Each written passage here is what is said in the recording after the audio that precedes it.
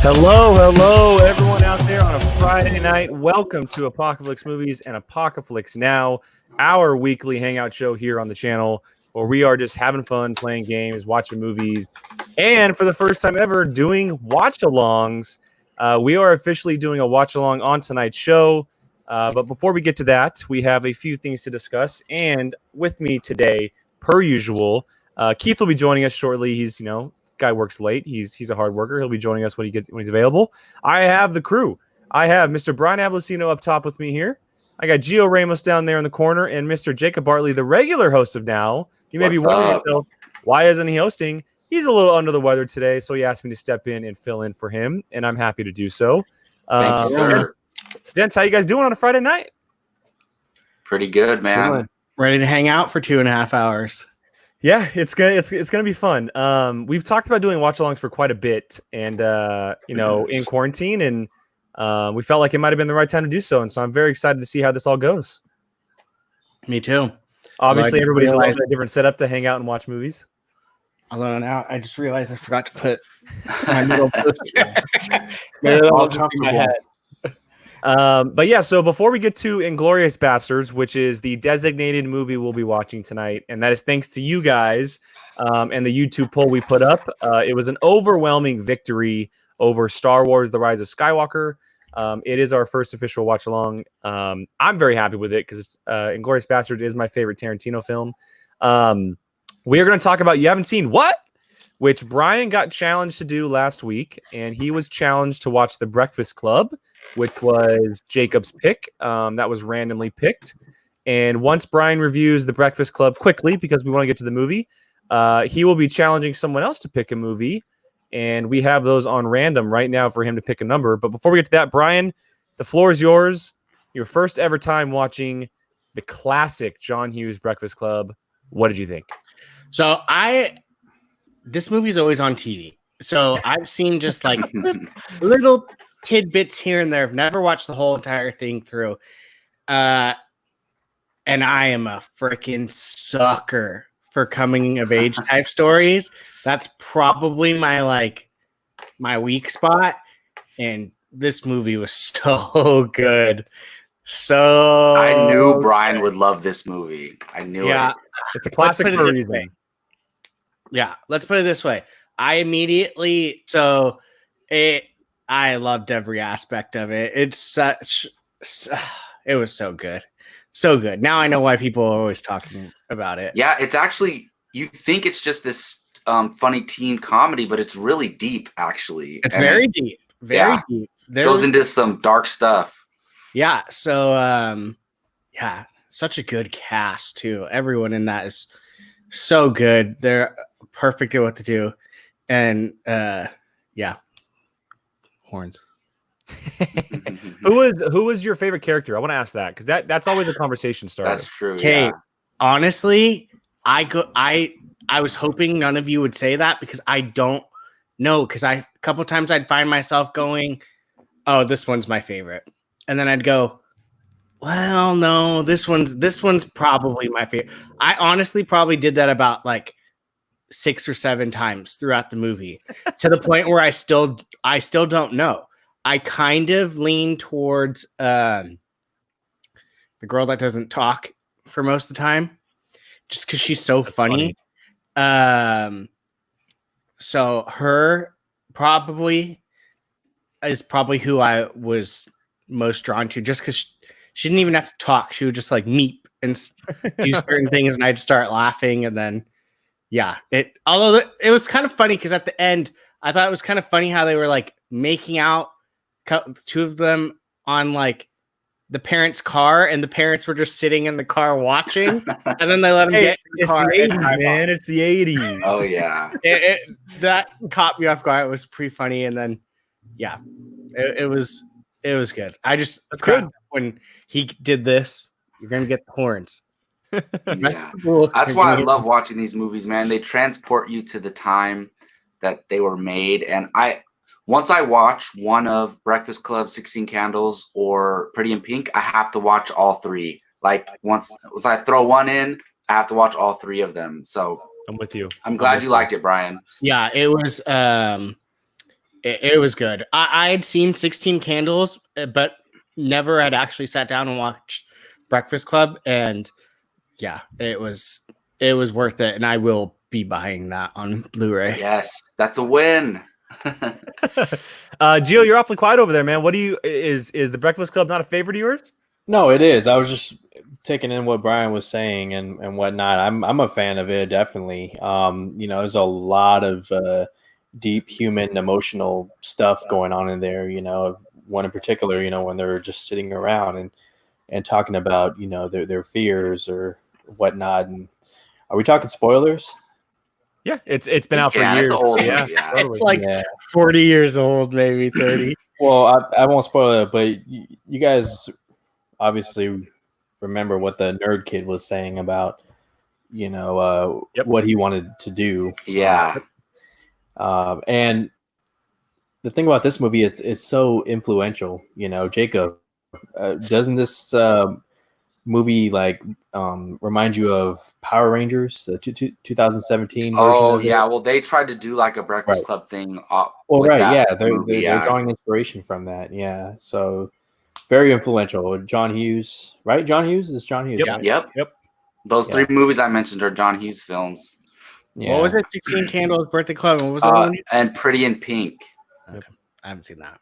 Which has what's his name? Who from 2.5 Men and Lex Luthor? John Cryer. John Cryer is young. John Cryer is in Pretty in Pink. He's like her best friend. Yeah. No, that's good to hear. The Breakfast Club. It would be very hard to be friends with someone who doesn't like The Breakfast Club. Like it's one of those movies that everyone should like. You got young Emilio Estevez in there, and all these classic '80s actors that Molly Ringwald and stuff.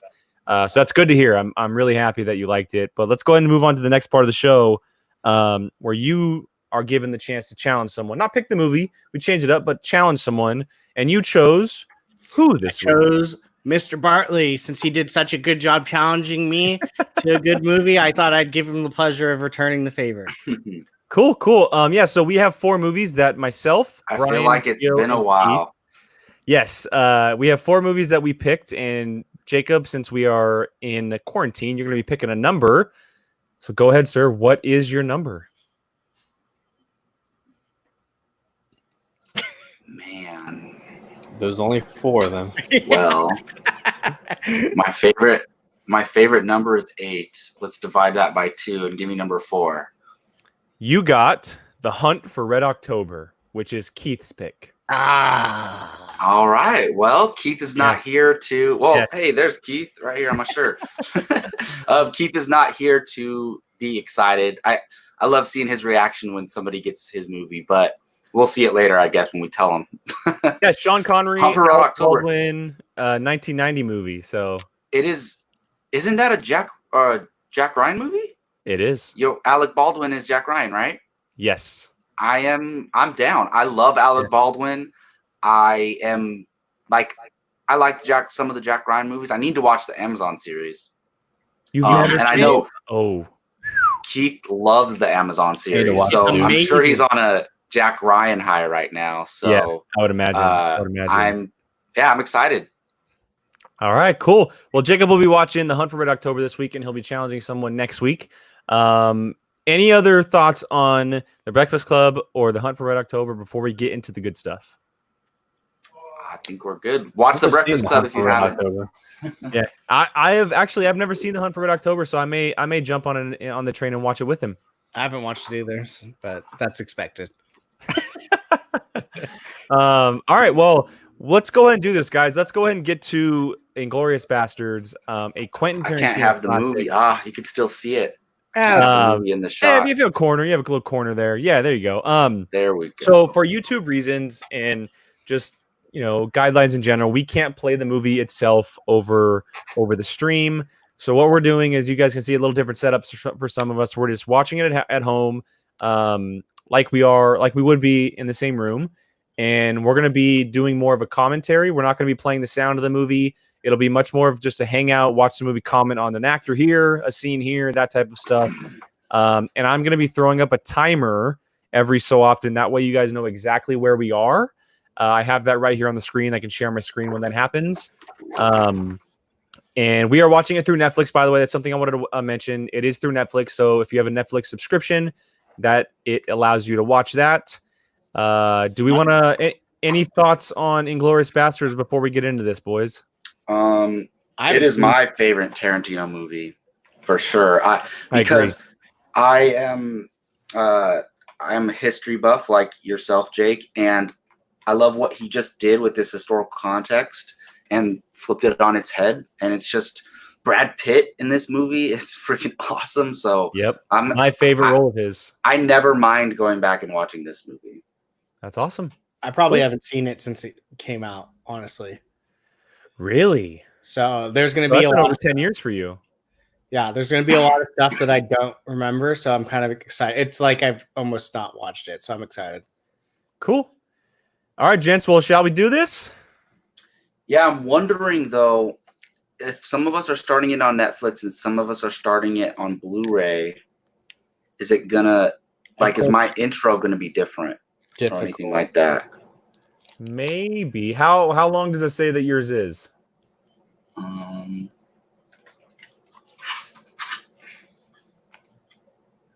Mine says it's 2 hours, 32 minutes, and 52 seconds. Yeah, it says 2 hours and 33 minutes. So that's about the same time. Yeah, so we should be good. And they don't list seconds on here, so they're and with no sound, we should be totally cool. Rachel rented it in order to watch it with us. Wow. Nice. That's awesome. That's awesome. Awesome. All right, guys. Well, shall we do this? Let's go ahead. We're going to click play, and I will start the timer in 3. Yeah, go ahead. 2, 1.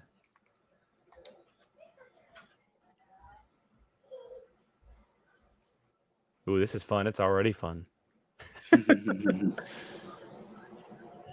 Remember to have that volume down low, gents. Right now, the Universal logo is popping up for me. I will also throw this up for our viewers.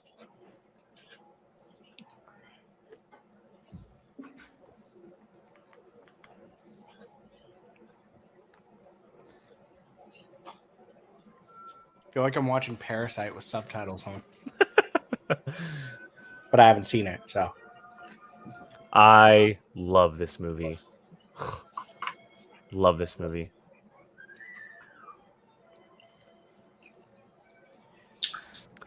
I like that Gio's going full movie theater. I'm a little bit behind because there was some warning on not burning the disc. So right now, Diane Kruger's name has popped up. Daniel Bruhl. Yeah, I just had the. Should we all pause on the name? I just had the Weinstein Company logo come up right now. Okay, go ahead and fast forward a little bit, Jacob. So Melanie Laurent's name just popped up. We should all just pause on a name. And now it says guest starring. You got to love Tarantino for the old school classic intros. She's in this?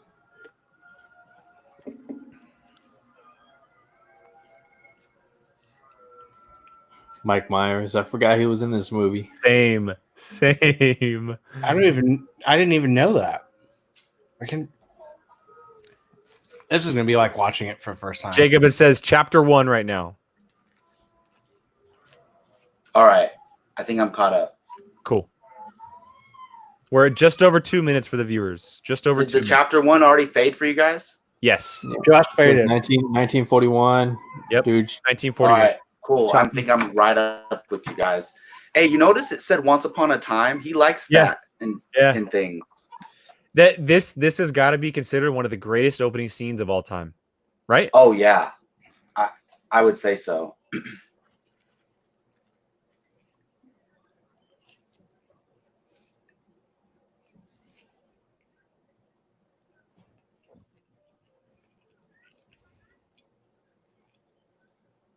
I love the way he shoots movies. It's like it's really like not even fair. The angles are amazing.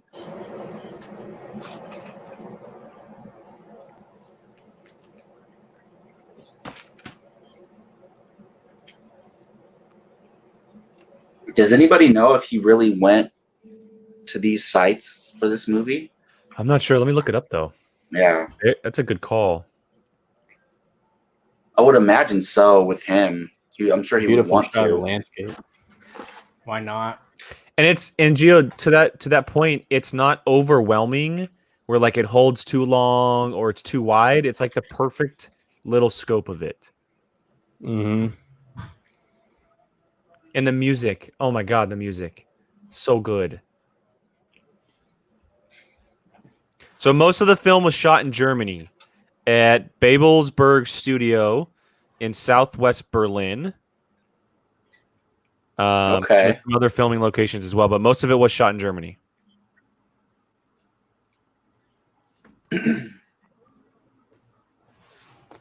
Our first, if I may be mistaken, but our first ever introduction to Christoph Waltz, correct? First that I can remember. Yeah, it's the first time I saw him. He won an Oscar for it, right? Yes. Yes, he did. And Django. That's right. That's right. Crazy.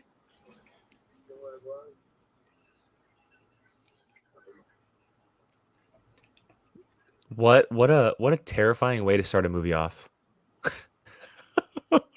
This scene is so uneasy. Like, I think that shot confirmed to him that in a good way. there are people there. Why else would you be standing like right in the corner, just right straight up? It's like you expect. Oh my god, that's Léa Seydoux. Yes, it is. What? Beautiful. Oh my god, that's crazy. I had no idea. Hey guys, we got to be careful not to spoil stuff for people who might be watching it for the first time. Yes, like correct. Before something happens, you know what I mean? We'll talk about it afterwards. We'll comment after for sure. Yeah. So don't say something that happens before it happens. The Nazis lose the war.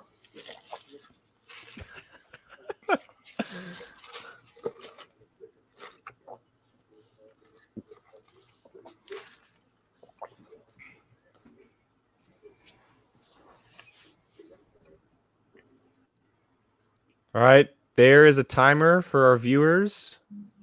Just over 5 minutes. If you guys are looking to sync this up, I'll leave this on for the next 10 seconds.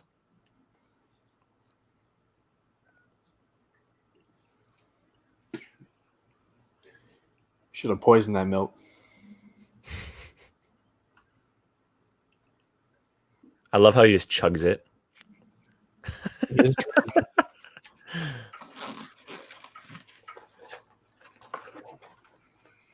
You know, I'll be honest. This might be my favorite performances of his as well.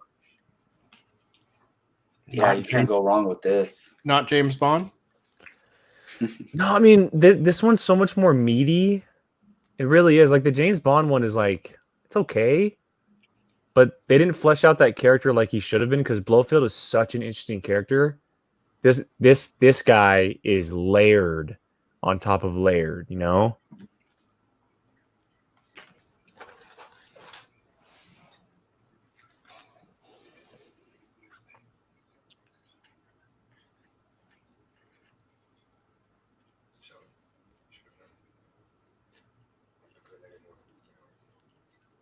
I don't know the actor's name who's going opposite of Christoph Waltz, but he does an amazing job in this scene. Right? He looks like a Liev Schreiber. Little bit, yeah. Yeah, I see that.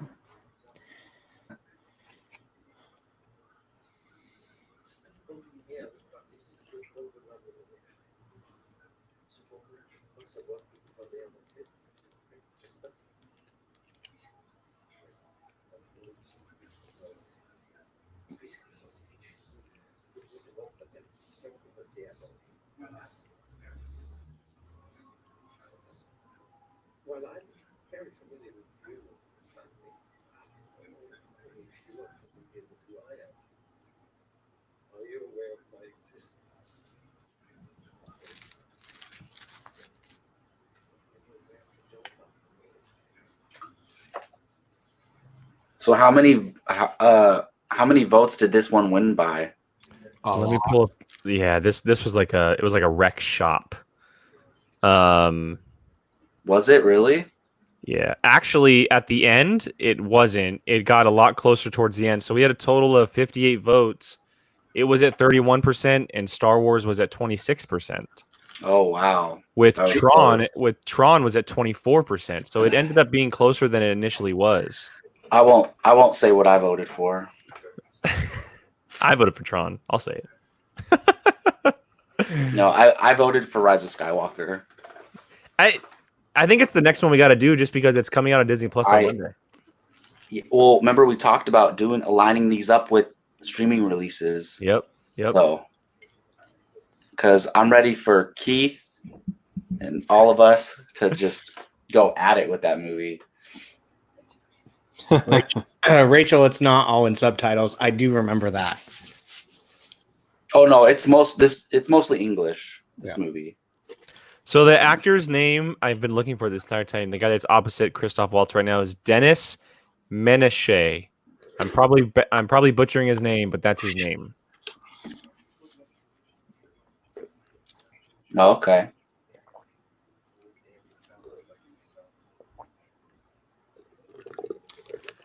Some of the greatest things about Tarantino is that he never strays away from keeping the scene exactly how it should be in terms of length.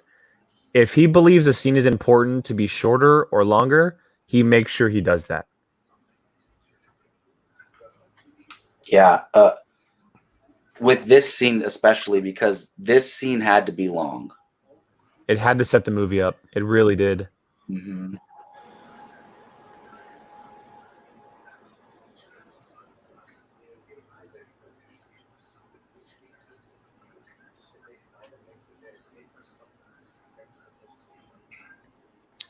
Now you finally get the idea that he may be hiding, Jewish people here, and it's so brilliant. Dialogue just takes its time. Only Tarantino can do that. And I know a few of our commenters are like, "Oh, is it in subtitles the entire time?" No, but I love that this scene is. Oh I yeah. love that this scene is. Like, it needed to be. Well, the switch from English to French and all that is just crazy. Like the reason why. Yeah. Did you see Rachel's Blofeld comment? Yeah. So true. It is true.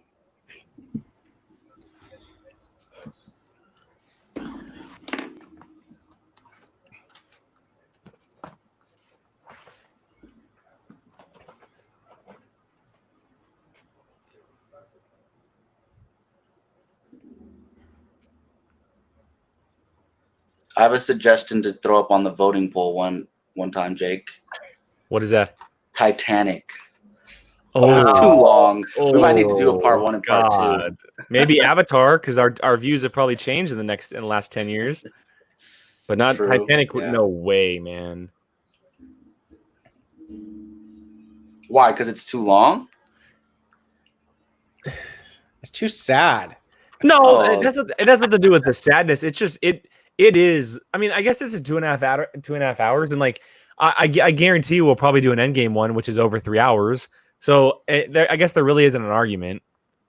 Yeah, I actually think Titanic would be a fun one to do because we could have fun with it, but also the ending, it turns into a disaster movie at the end. Yeah.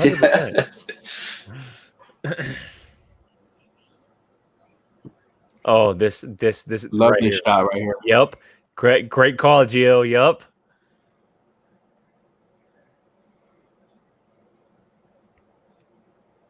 In case the audience members weren't paying attention the whole time, yeah, they're hiding. Also, the first time we meet Melanie Laurent too, and she's been in a lot recently, but this was like her coming out party. Oh, things are starting to trigger in my mind. Now I'm starting to remember. I actually didn't watch this movie in theaters. I watched it years later. on DVD or something, and I immediately, when it was finished, I said, "That's my favorite Tarantino movie." It's mine too. I'm with you, man. I was a late bloomer to this one. A couple years later, saw it again, liked it.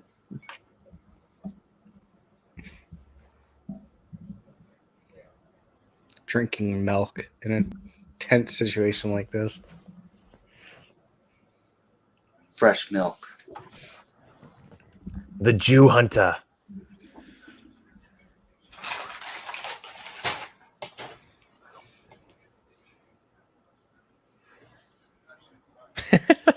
Rachel's comment. Did you see her Titanic comment?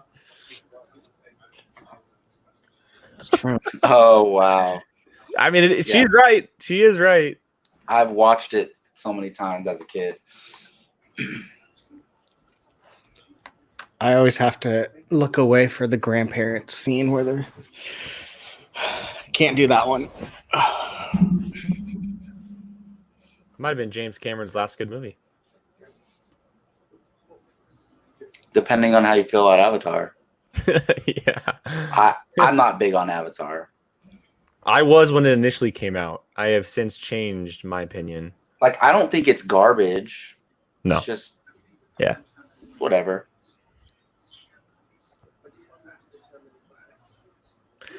So right now we are 15 minutes into the movie, and the camera has not changed room. That is so brilliant. It is so brilliant.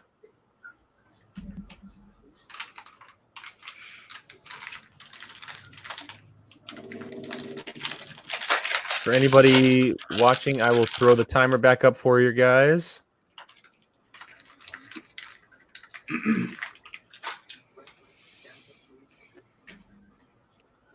We're just over 15 minutes in.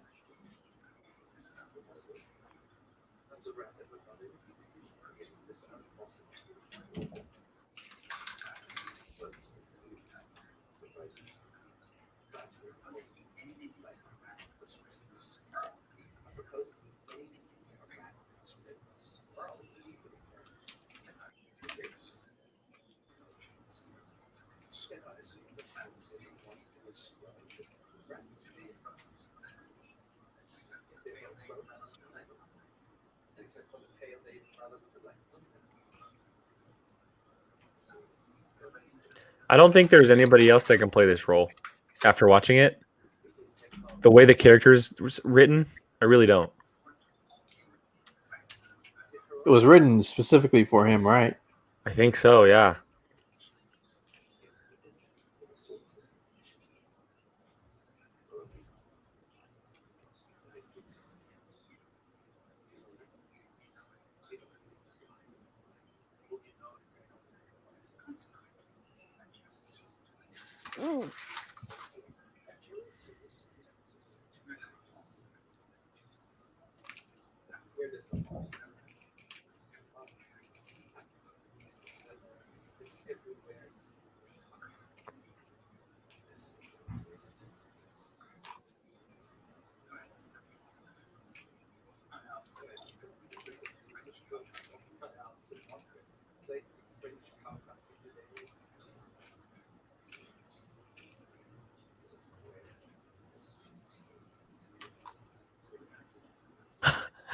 God, he's so good.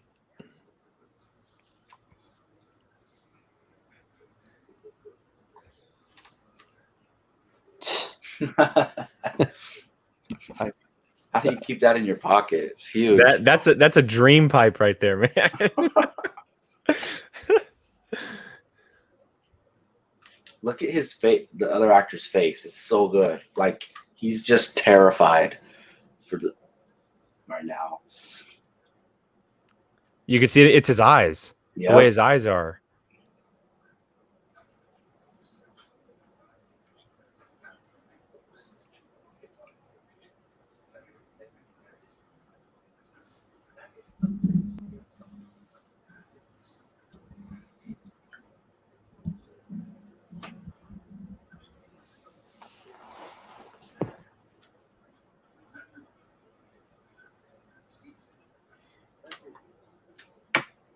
He's already made his decision. He hates himself for it.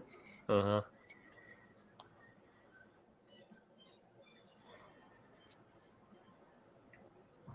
Oh, here we go.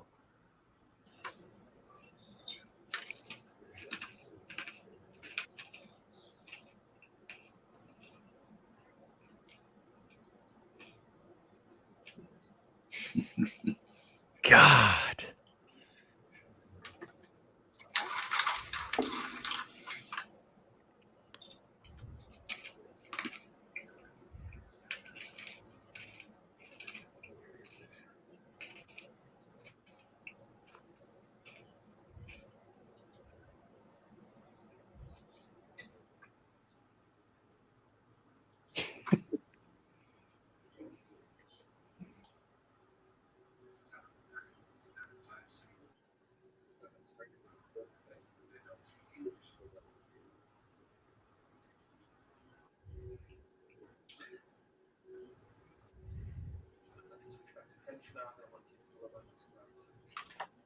See, that's so genius right there. Like he knew.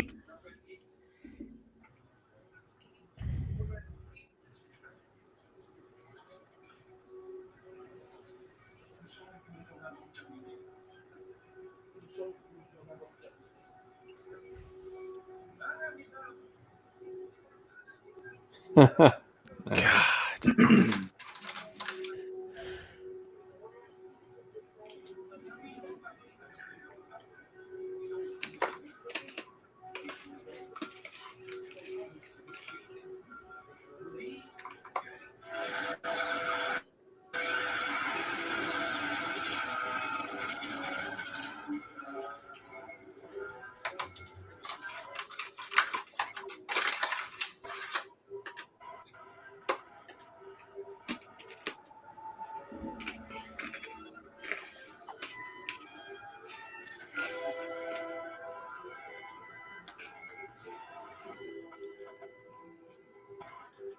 This might be one of my favorite shots of the entire movie, the way this is filmed.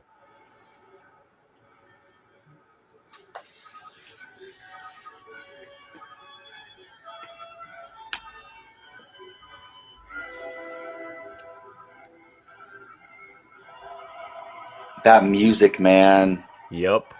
So good.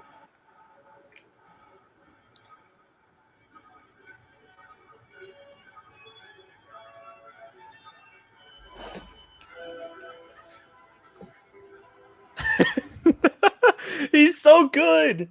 He's so good.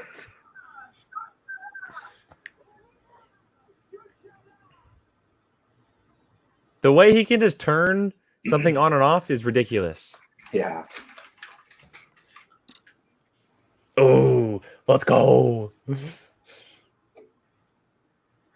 Movie title.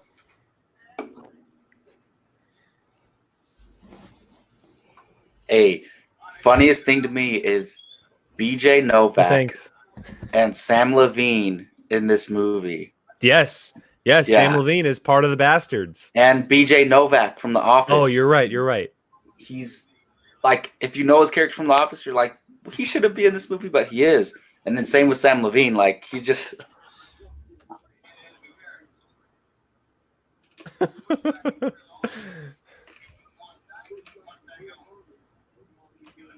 Kill the Nazis. Look at the way they're standing.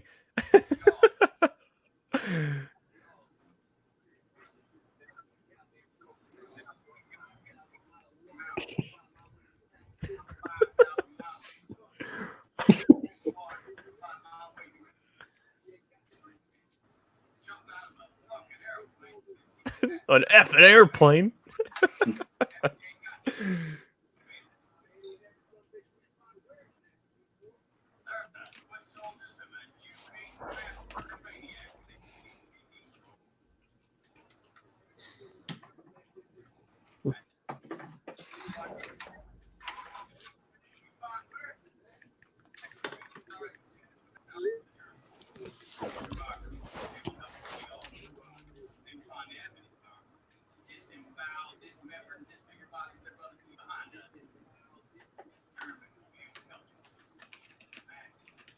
Eli Roth.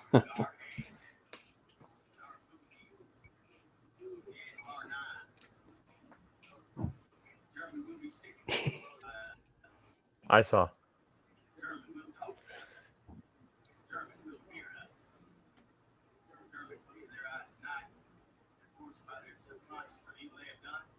He just looks crazy. Dude, it's funny. For the longest time, I thought Eli Roth was like a smaller guy. He is huge in this movie.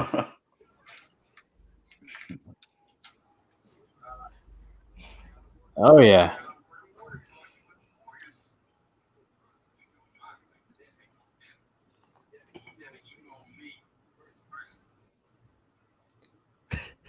I love the way he says Nazi. Nancy.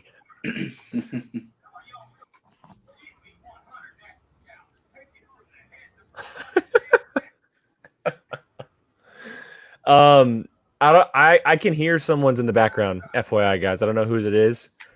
Just for YouTube's sake. Yeah, it's not. I can't even hear mine, so it's not mine. Who is this guy that played Hitler? Because he did an incredible job. Oh yeah. I don't know, but You guys remember that meme that went on for years? He goes, no, no, no, no. yeah, they use it for so many things. Yeah.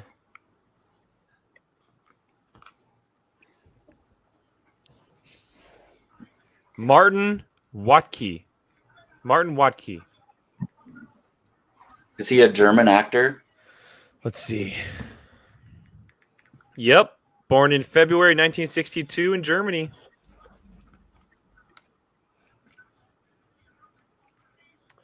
All right, guys, I'm going to share the screen one more time. We are at 25 minutes and 20 some odd seconds. I'll leave that up for a little bit.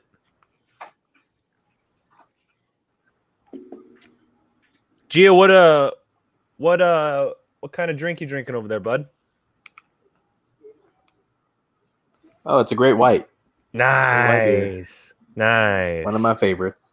I got a local from SAC. Gotta support the local brews. But I decided to go with the German style Pilsner. I felt like it was right for tonight. Very nice. Right?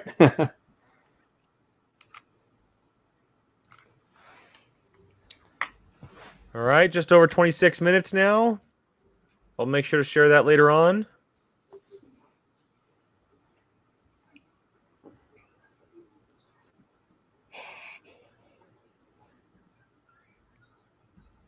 Oh. Oh. Oh. Oh my God.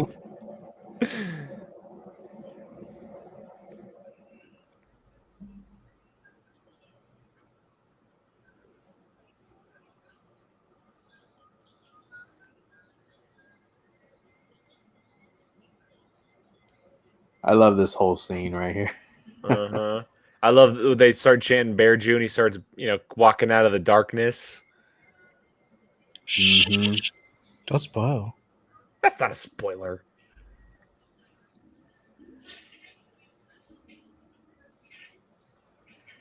Look at the baby Sam Levine. Yeah. He's not just in, he's a legend. Yeah.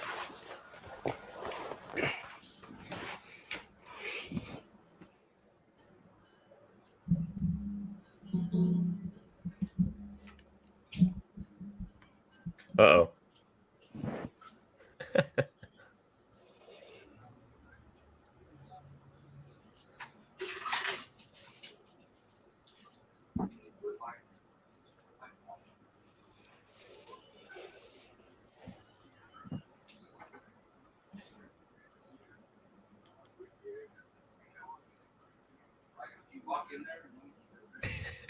Became American.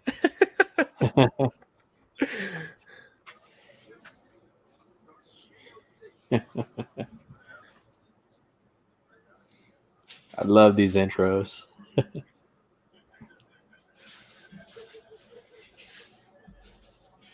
Oh, this is so good. This is so good.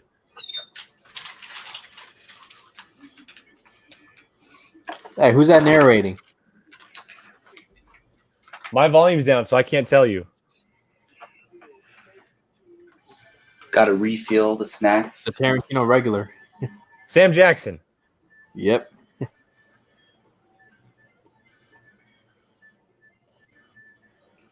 Oh my goodness.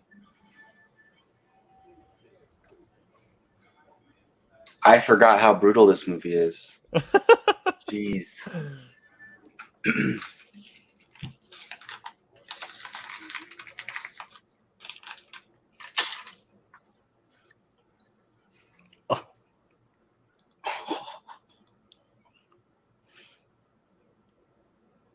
Oh, I can't tell you enough how much I adore the way Tarantino films gunshots, where guys go flying 5 feet backwards. Yeah, it's great. It's the best. It's so old school. It's so good.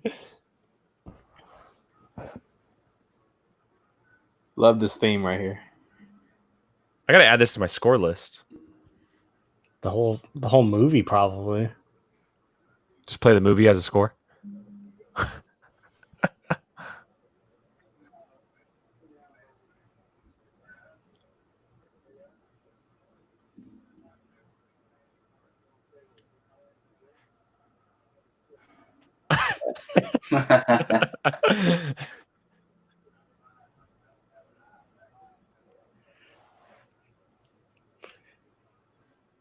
I don't know why. I just can literally, like, if this was the real time period and Brad Pitt was there, this is exactly what you would be doing. Like, and what a great name, Aldo Rain. What a great name. Yeah, they're all great name.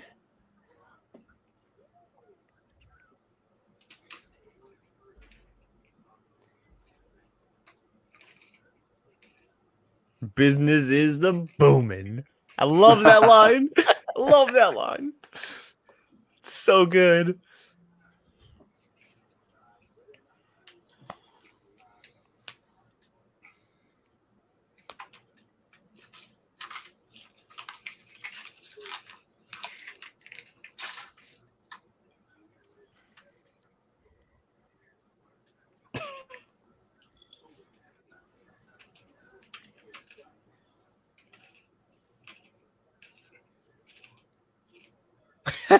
So you guys, hey, look at Rachel's comment. Here, actually, I'll put it up on the screen. Hold on. Let me put it up on the screen.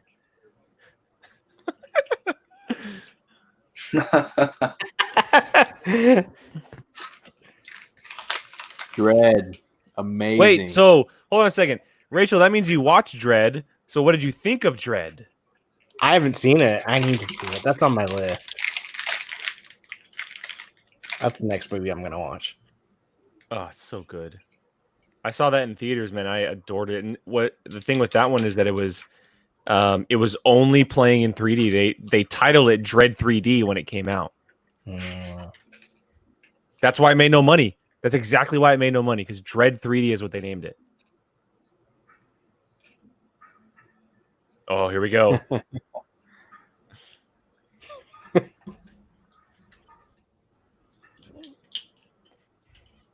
Another great name, Donnie Donowitz.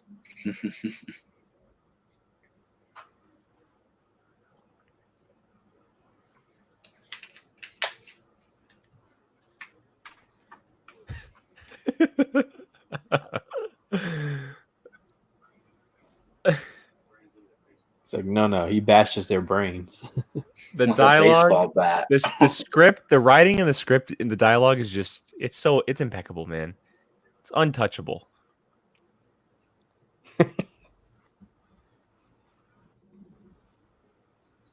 Wiener Schnitzel. Oh my god.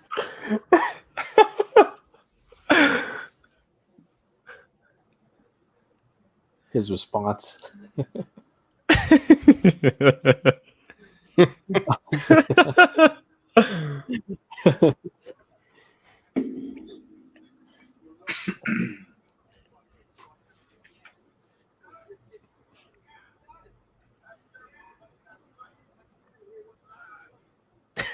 Oblige him.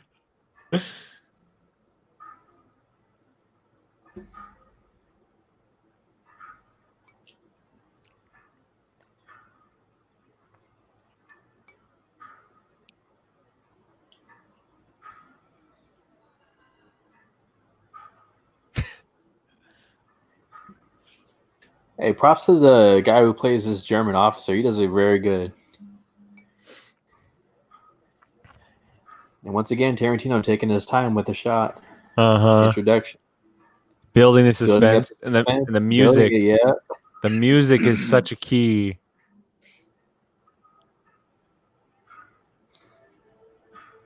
Eli Roth probably in the tunnel doing like lifts and Look how freaking big this dude looks. I comes never out realized all how big he jacked. was.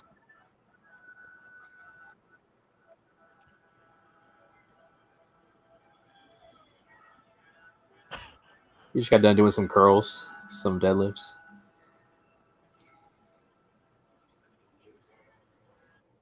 Bravery. Here we go. The Louisville Slugger, baby. Let's go. There you go. Oh, God.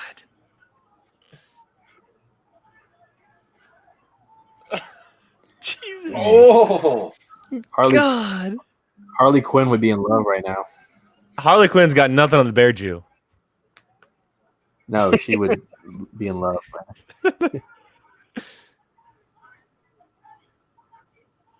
Fenway Park. It's like the perfect dialogue for them to reference baseball in the 1940s. Ted Williams with the swing, blah blah. Like it fits it so well. Batter up your own there. Hey, Jake, what team plays at Fenway Park? What? Are you kidding? Are you serious? It's my The Red team. Sox. The Red Sox. Trash. You're a Giants fan. Both you and Jacob are Giants fans. You guys are trash. Gio is not a Giants a fan, first of all. fan. Oh, that's even worse. You're the a bottom of the barrel, bro. Yankees. That's terrible. You're awful. Hate the Yankees with a And passion. I'm sorry you hate on champions. Oh, here we go. Oh, here we go. Classic San Francisco fans. That's living in the past. Every science or San Francisco fan does. We're champions or championships, no matter what sport.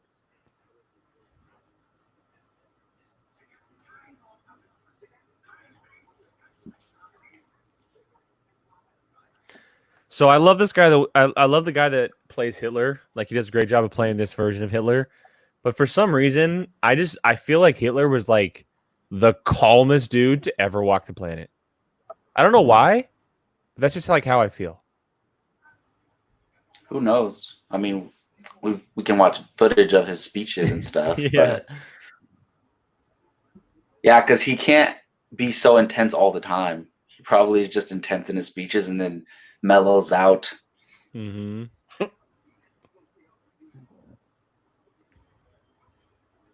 So you imagine him like the Taika Waititi version more.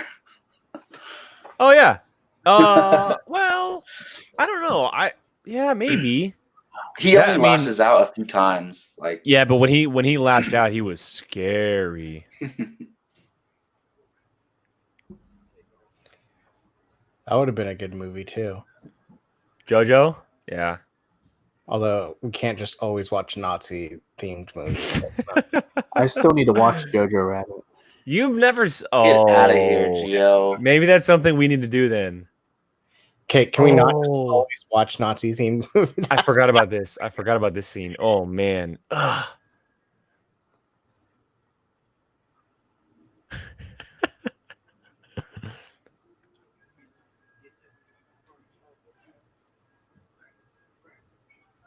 Right.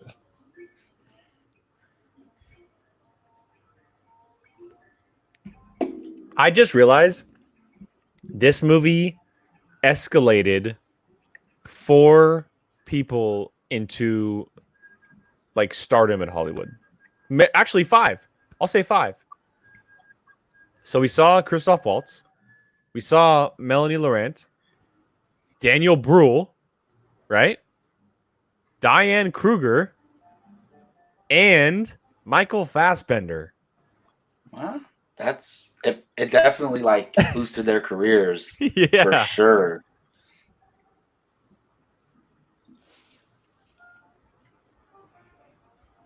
wonder if people would. I wonder if people would watch if we did a watch along to Blade Runner 2049. Don't get me started. Well, Jacob hasn't seen it. After the Clone Wars episode today and that music.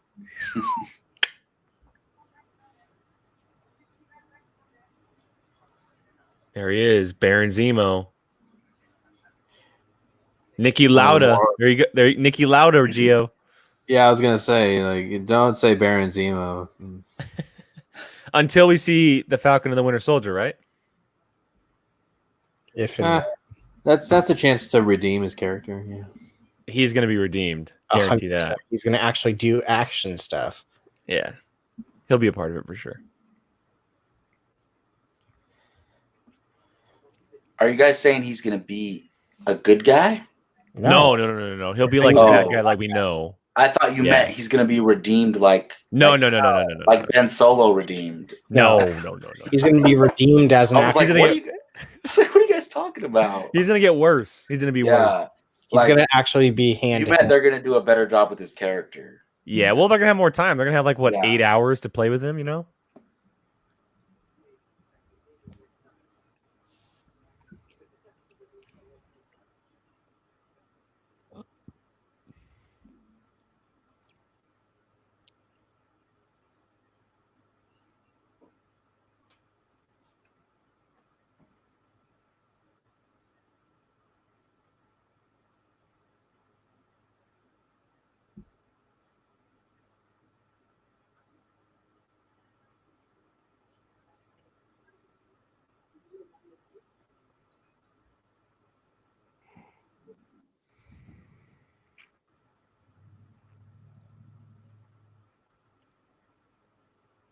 He's an actor, right? In the movie?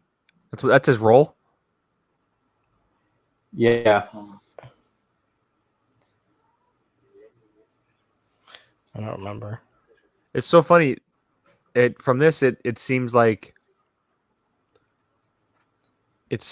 any German can ask for papers. It's kind of what I'm getting the vibe. German soldier. Pretty much. Yeah, I'm pretty sure he's a soldier of some sort. Isn't he a war hero? In their mind?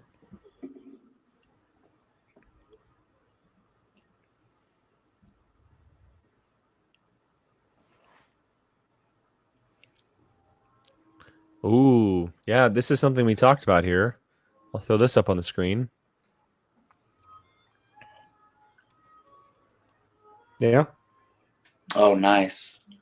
Yeah, I think that would be cool. So this week it would have been watching either The Breakfast Club or The Hunt for Red October. The Breakfast Club would have been great as a watch. Yeah, it would have been one of those two.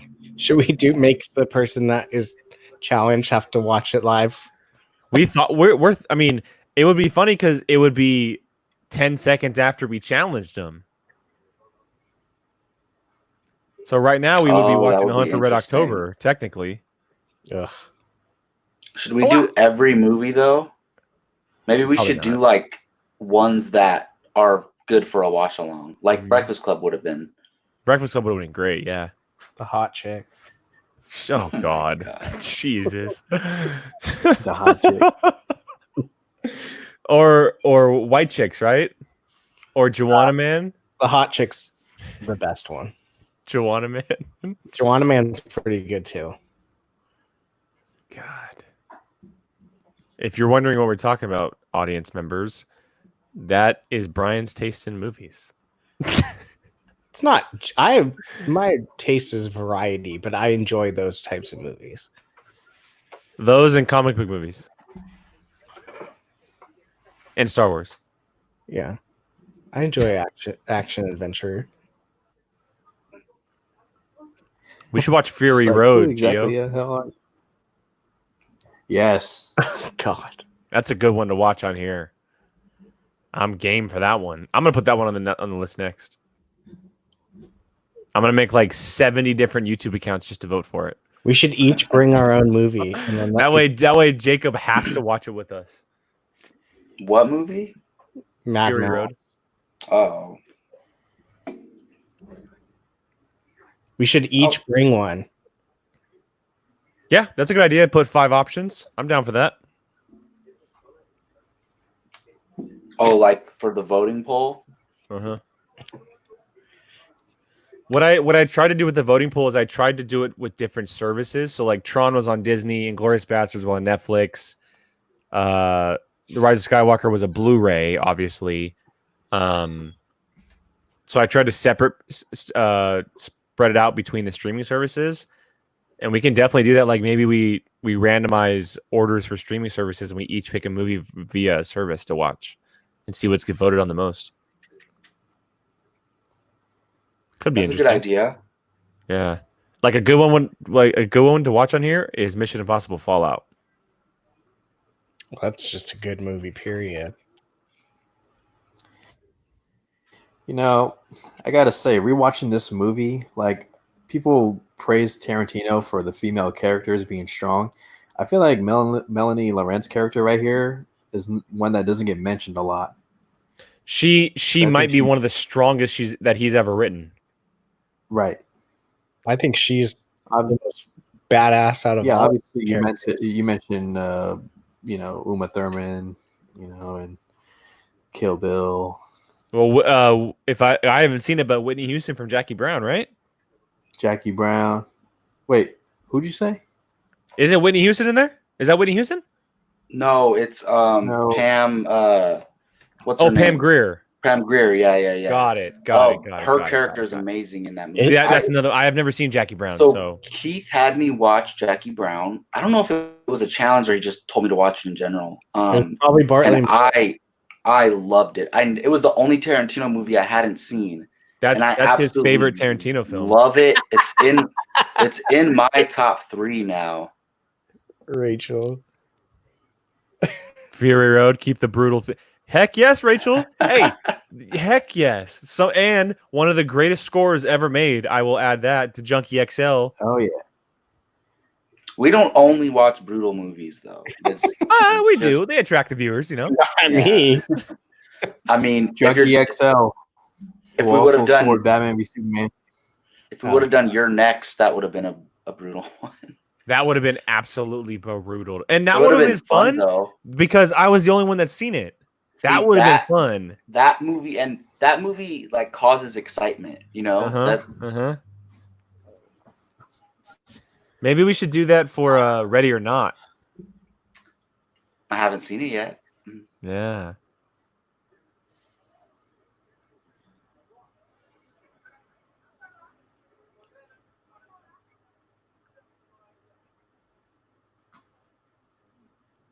We can go through the genres. We can do different genres every time. Well, if we go to sports movies, it's going to be a lot of things I haven't seen. Yup. Man, that job would suck. Cleaning that every day? Yeah, changing them. Uh-huh. The music right now.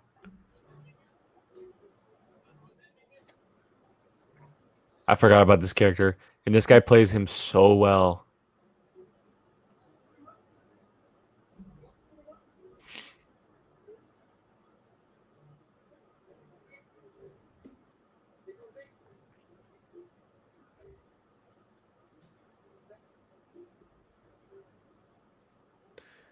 All right, I'm going to throw this back up. This is where we are at. For those of you who may be joining us for the first time, catching up.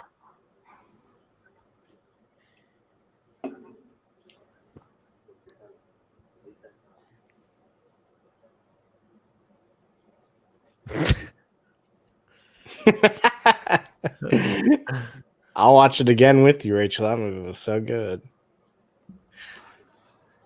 Another that also I didn't mention it during our review, but an incredible soundtrack for The Breakfast Club. Yeah. Open yeah. With the same song. But that's a good idea. It's like a calm down movie after this intensity. We should just go straight into Revenge of the Sith.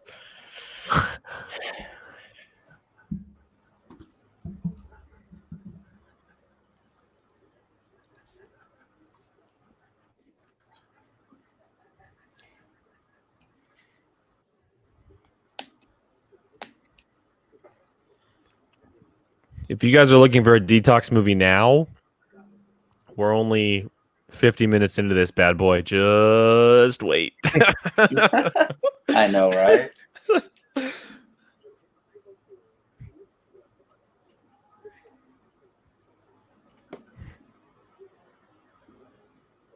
I want to see more of her. We don't see enough of her. She's so good. She's in the Now You See Me movies, but that's it. I would love to see her be a Tarantino regular. Yeah. I mean, depends on the movie he's making, but she could play anything though. Mm-hmm.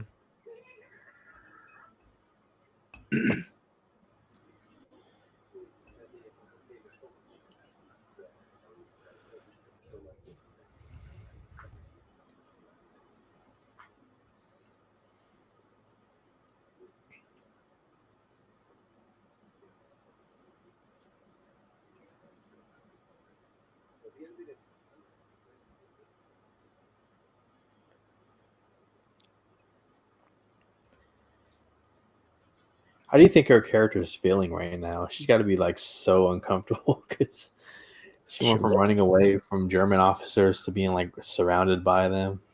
And she looks uncomfortable. The cool thing is that the way Tarantino wrote the characters, obviously a German faking as a French woman, he gets a French woman to play the part. And so the disguise is that much better rather than it just being, a normal actress or someone. But I guarantee a dog sitting at a table, my goodness. She's got to be terrified. I mean, if they find out who she is or whatever, they could instantly just shoot her in the head out of nowhere,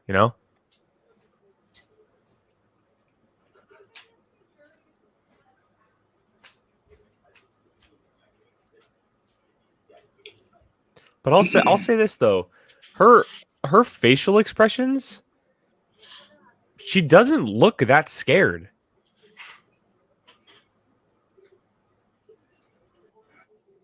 Maybe she's like she lost everything she possibly could have already, and maybe she wants her revenge, but she's like, what else do I have to lose? So what's scarier than seeing your whole family get murdered in like that? Oh, she was in 6 Underground. Yeah, she was one of the 6. Oh, nice. And let me tell you, she's a badass in that movie.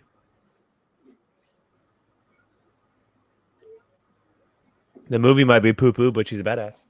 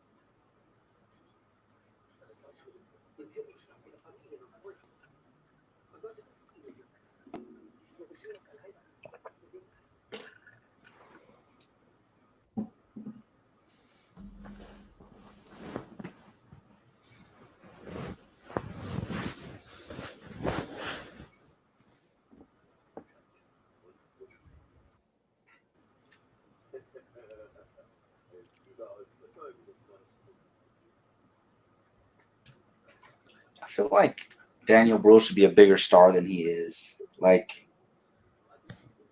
I feel like he could be a leading man of something. I agree. He does not get enough love like he should. He had the great role in Rush for Ron Howard. He played Niki Lauda. He did a TV show on FX. That's what I was just thinking. I was like, what movie did he star in? Basically, he was this co-star of Rush, which was Chris Hemsworth. great. Yeah. And he did that Cloverfield movie. The one in Cloverfield Paradox. Yeah, you're right.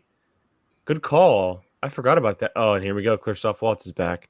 Oh They my meet Yeah. again. man. Yeah, Paradox. That movie was such a disappointment. I totally forgot about it. Oh yeah. We watched it.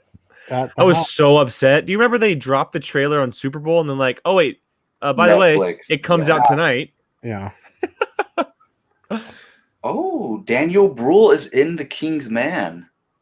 I did not know that. Oh, that's right, because that movie's gotten pushed back so far. That is correct. Nice. Yeah.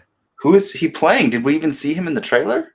Yeah, there's a think part where a German guy like whips down on the table and he jumps like that, and that's like it. That movie was supposed to come out in February. Of course, they get him to play German. I guess he's German and Spanish. Yeah. Interesting. That movie was supposed to come out in February. It got pushed back all the way to September, and now we may not even get it until next year. How poo-poo is that? Well, today's National Remembrance of Black Widow Day. Yeah. That's true. That's crazy. We'd be talking about Black Widow. Was Black Widow supposed to come out today? Yeah. Oh my, can you imagine? We would have watched it last night. Yeah. It would have been our Thursday night viewing. Wow. Crazy, right? Yeah, when those dates actually start hitting us, that's when it's gonna be weird, like scheduling ticket purchases and going to movies again. Yeah, I cannot wait. I'm gonna go to the movies all the time when they open back up, or when it's safe to open back up, I should say.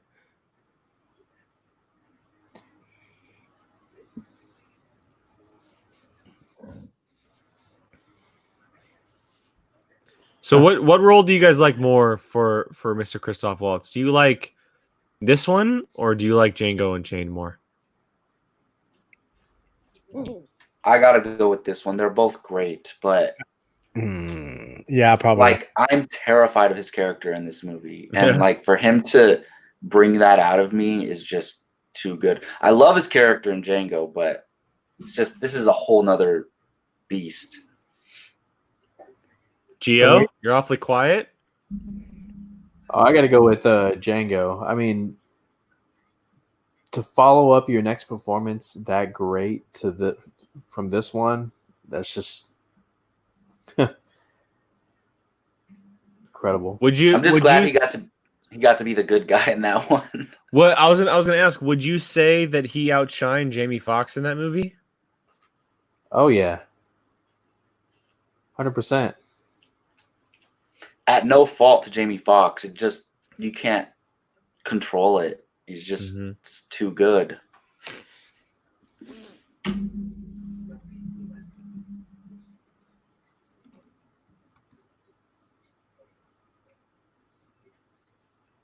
I swear, Tarantino's shots with food or beer or feet.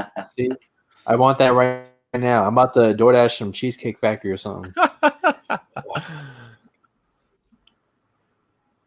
No. You know what you live next to that you should go to? There's two things. One is next to where Jacob used to live to, Taylor's Milkshakes. Yes. Oh, yep. Yes. But there's also an ice cream shop in the Sierra College shopping center, the new one. It's called John and Bonds. Dude. I haven't heard of it. So good. Because the only other place it's in is Chico. It's Chico in here. I want some dessert right now. He's about to DoorDash something while on Apocaflix now. First time, some streusel. It's not like he hasn't ordered Starbucks or something during a recording before. Or Chipotle. Yeah. Hey, when I want something, I get it. Okay. Hey, have you guys ever heard of Chronic Tacos? Yes, they are the best. They're so good. The best. So you reminded me of it because you said in Chico they have one too in downtown Chico. So good. I wish they had one here so bad. Their fish tacos. Oh my goodness. Yeah, I don't know. It just seems so fresh. Their food. Mm-hmm. My sister used to live in Long Beach, and she had one. She had one down the street from her apartment.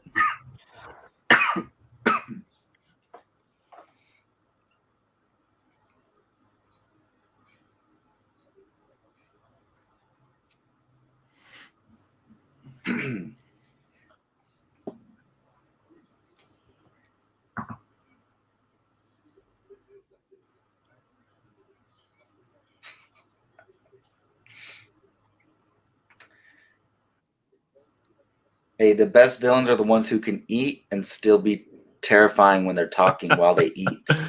And he also at the same time, like the way he eats is so different from anybody else eating on screen. It's so weird.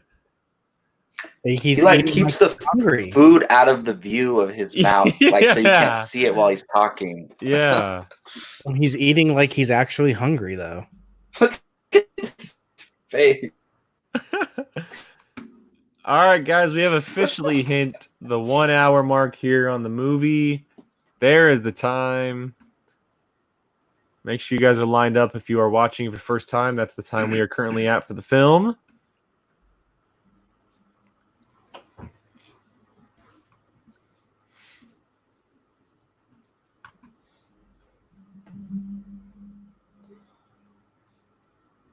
I'll leave it on for another 10 seconds.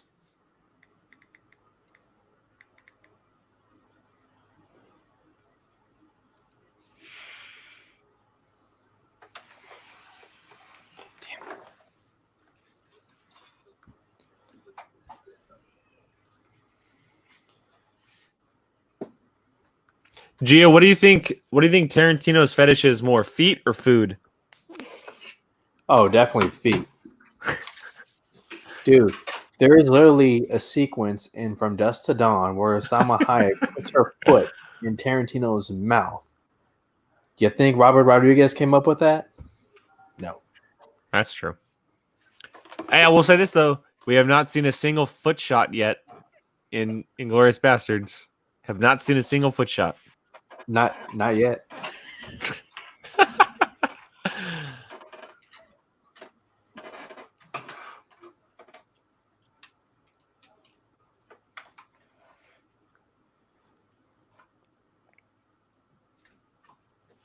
Gio, I forget, is your favorite Tarantino movie Pulp Fiction? Yes. I love Pulp Fiction. You can't go wrong with that. So it's funny because like Jackie Brown is the one I never seen, and then I finally watched it. It is my favorite Sam Jackson performance ever. Is in Jackie Brown. Yep. Oh, Jackie Brown. And Jackie Brown. Not Tarantino movie ever. He is so good in that movie. It's crazy. Brian, you ever seen Pulp Fiction? I actually have seen Pulp Fiction. Nice. Wasn't really a fan. I was surprised that Brian's seen this before, to be honest. Yes. I've actually seen a lot of, I shouldn't say a lot, more Tarantino films than you would imagine, which I don't know why, but I have. I've seen the Kill Bills. I haven't seen the Kill Bills. Have you seen the Hateful Eight? You haven't seen the Kill Bill? No, I haven't seen the Kill Bills. I've seen this, Pulp Fiction, Once Upon a Time in Hollywood. I'm drawing a blank on Reservoir Dogs. Oh, you've seen Reservoir Dogs? Yeah. Because I was going to say, there's no way you've seen Reservoir Dogs. I'm trying to think if there's anything else. I think there's one more, but I can't think of it. And you said you haven't seen the Hateful Eight? No. Django, right? Django. That was the one I was trying to think of. Yeah, he's only got what is it, 8 movies, right? Is it 8 or 9? This I think it's 9. He has one more left. Counts. Wait. Once Upon a Time was 9. Are you sure? No, I thought Once Upon a Time movie with Robert Rodriguez as a movie. Got it. F that. Kill Bill's one movie. Kill Bill's one. What'd you get? What is that? I can't see it. I can't see it. What'd you get?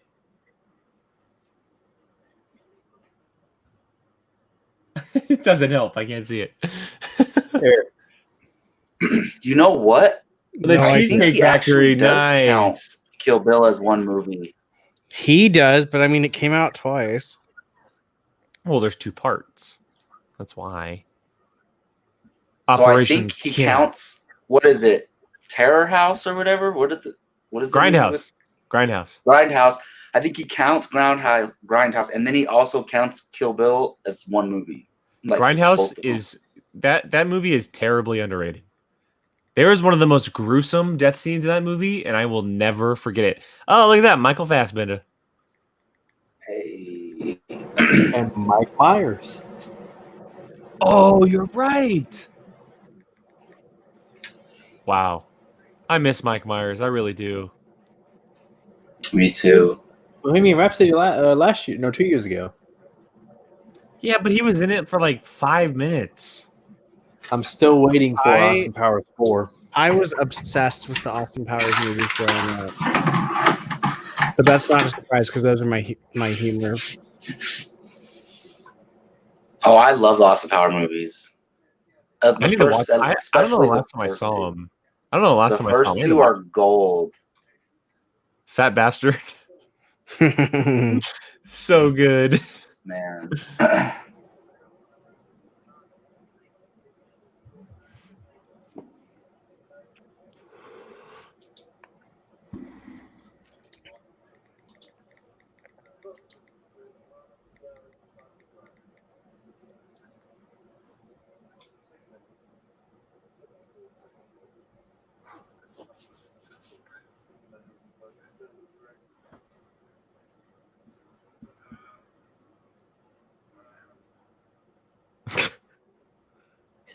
Down with it.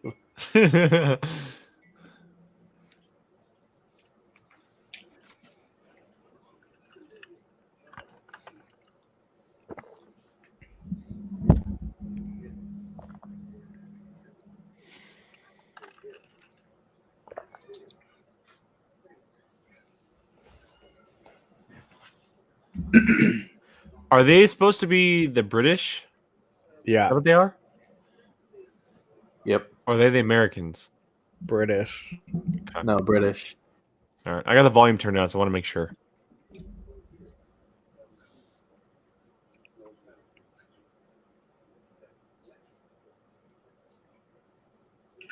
Brian, tell me Fassbender wouldn't make a great Grand Admiral Thrawn. I would totally be okay with that. He or Benedict, right? I think he would kill it. Benedict's almost like one of those cases where it's too perfect. Either one. That's what I said with him and Doctor Strange, is that he was just the too perfect of a call. Yeah.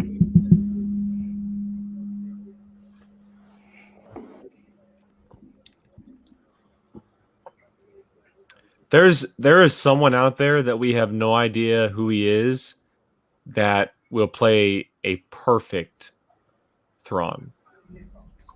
Perfect. There's someone out there that we have no idea. Who's going to He's play an unknown Thrawn? guy. I'm just saying, like, whenever they do a live action version, I really do hope they cast an unknown person that we have no idea who they are. Yeah. I mean, that would be ideal. But, like, if let's just say they did cast someone you knew. Like, that was the only choice. Like, Fassbender would be a great choice, in my opinion. I would probably choose. I would probably want Fassbender over Benedict, personally. I think I would too. Because I find Fassbender more. Go ahead.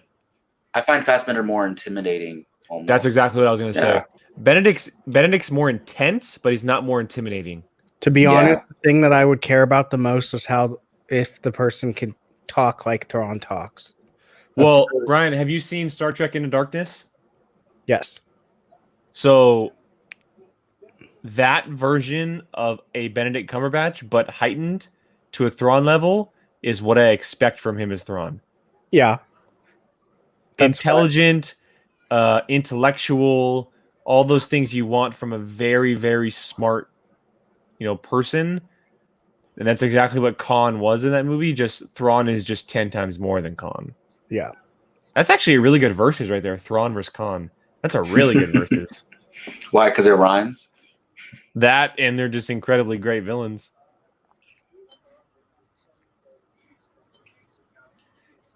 Yeah. I don't want to get off on a Star Wars tangent, but I just decided I want Thrawn and the Chiss Ascendancy in a movie. Yes. Like No, not a series, a movie. They need to be bad guys of a trilogy. You're telling me. We'll get the book in November. Yeah. Part 1. I was listening to Damon. We get a book every single month starting in June for the rest of the year. Mm-hmm. Oh yeah, this is one of my best. This is one of the best parts of the movie. One of my favorite parts of the movie. Just love the way he talks. So good. It's so good. Hey, if they ever made a hot toy of Aldo Rain, sign me up. Oh, that's a good one. Can I tell you? Nice. Sign me up. Can I tell you? After we did one of our filmings, I immediately went. Did you buy one? No, I immediately went and checked to see if they had a Thrawn one right after. No, I would know if they had a Thrawn one. No, you know what the one I looked for? I looked for it yesterday. And it's already sold out because it was a long time ago. I really want an Indiana Jones one. That makes sense. That would be cool. Yeah. You know what? If they released, I would buy instantly. Like All of no them? hesitation. No. But if Logan, they did these two Yeah. together, Yep. if they did X-23 and Logan together from the movie, Yep. oh, I would not Hey, Jacob, hesitate for 1 I second. just realized. Same poster. Oh, nice. Nice. Jake, would you get one of these? Are you kidding me? Hell yeah. As a hot I'd toy? buy the most expensive one of Caesar. I'd buy like the $800 one. The life-size one. Yeah, Full scale, sign me up. 1-to-1 scale. Dude, actually, to be honest, if they did a hot toy of Caesar on a horse, that would be pretty freaking dope. with his shotgun. Yeah, like this. With his shotgun. Yup. That would be a pretty incredible hot toy. Why haven't they done that yet? Because they suck. They suck, yet you guys support them like crazy. You can like make suggestions to them, but it has to be like an overwhelming suggestion for them to do it. Look at Sam Valine just in the background. What a G. Yeah. I mean, look, he got to stand in a scene with Brad Pitt and Michael Fassbender. Are you kidding me? Yeah, he's a legit actor. They call him the Inglourious one on the Yeah, exactly. Yeah. This is like his career highlight, this movie. Well, I mean, Freaks and Geeks is up there. No, I know. I was gonna say I love him in Freaks and Geeks. Like that has to be one of the shows that was cut way too soon. Only one season. I know, dude. I still can't believe how many people who were on that show who became huge stars later. Insane.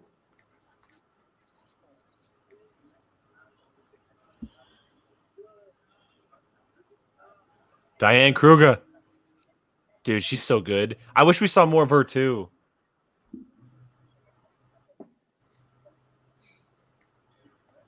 She's if I'm not mistaken, she's in National Treasure, right? She's the girl? I think so. Yeah, she's the. I believe so. She's Nick Cage's girl. That would be a fun watch along. National Treasure. That would be a fun watch along. I was literally talking to one of my coworkers today, who's kind of like a movie. I got my beer runner over here. Oh, there's the German dog. Hi.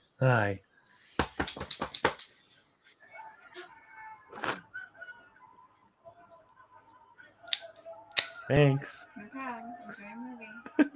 Make her pop up and say hi. You could say hi. Say hi, Gabs. Hi. They're all saying hi. Oh, hi. Thank you. Yes, she was in National Treasure. All right, bud. You gonna hang out with here and me? I'll let him out if he doesn't want to. Yeah. She was also in Welcome to Marwin.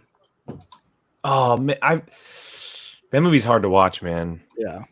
That movie is really hard to watch. Yeah, you didn't like it, huh?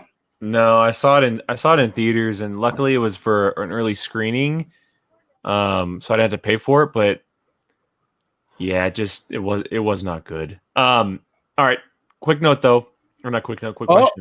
Yeah, you invited me to go, but I couldn't because Look at Rachel's comment.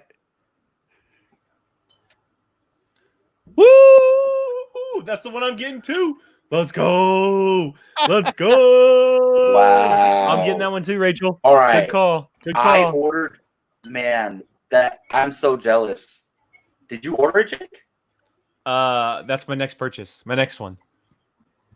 So I ordered the Captain Marvel movie one before the movie came out, and it keeps getting delayed. I still haven't gotten it. It's crazy. It's supposed to come now. Yeah, I'm definitely 100% getting the end game worthy cap one. I'm with you, Rachel. Great call. I want to get back to this because I had a question. And Gio, this is definitely. I want you to answer this. Is this not one of the most shocking scenes in cinema history? I don't know about in cinema history. I mean, it definitely doesn't go the way you think it goes. But the way it all folds out is just incredible.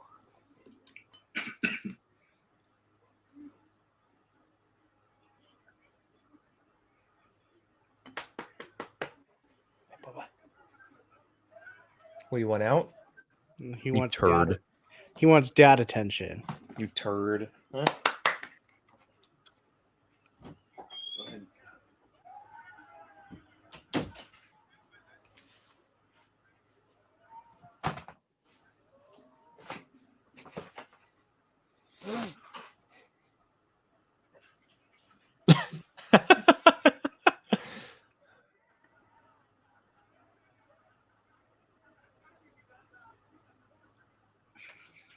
Poor guy.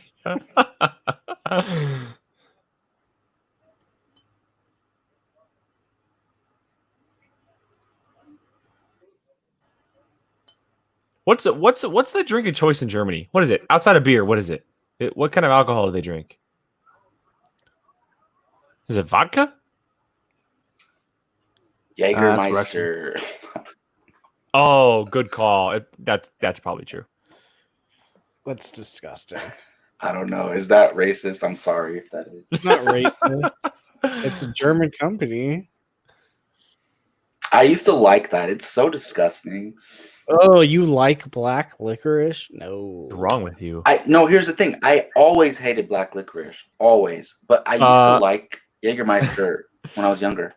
According to a study that was released on April 6th of this year, Jägermeister is the most popular German spirit. I just pulled it up on mine too. Oh my god. Hey, Yeah. I know my liquor. That's not surprising. Gio, are you a Jaeger fan? No, maybe when I was 22. During those hazy days? Yeah.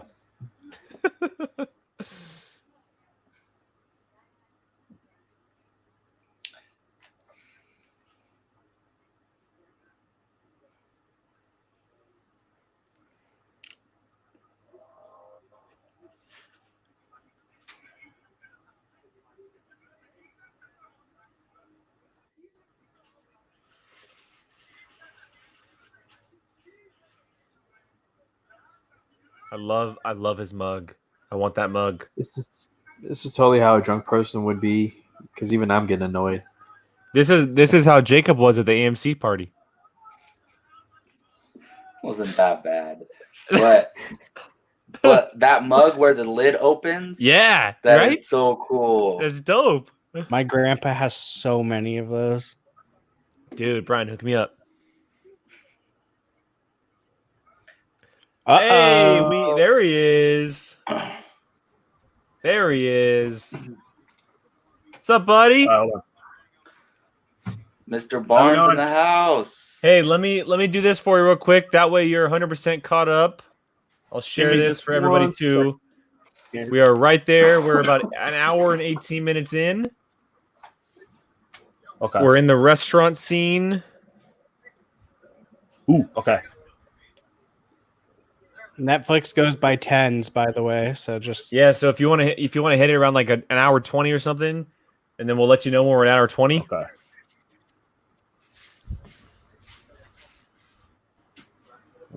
Just a second.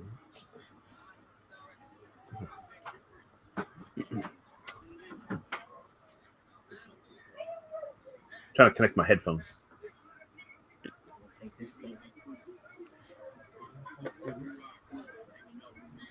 Uh-oh. Which one did you go to? Das Boot. I want a Das Boot so bad. Brian, don't you have one? Yeah. You got the stupid Sharks one, though. Mm.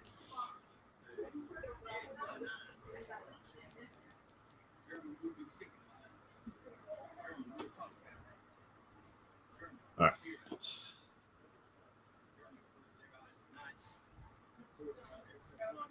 Do you need to see the timer again, Keith? We just hit an hour 20. Hour 20. Okay. Yeah. Here, I'll throw this back up for you. We're right there. Okay. All right. Give me just a second. Use them up.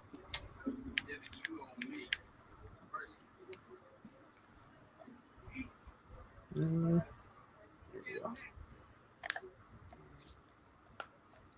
It's hard to do on my PS4. Oh, here we go. Okay, got it. The touchpad on my PS4. 120/30. I'm gonna go ahead of you a little bit. That way I can pause it. Yeah, just let me know what time you're at, and we can let you know when.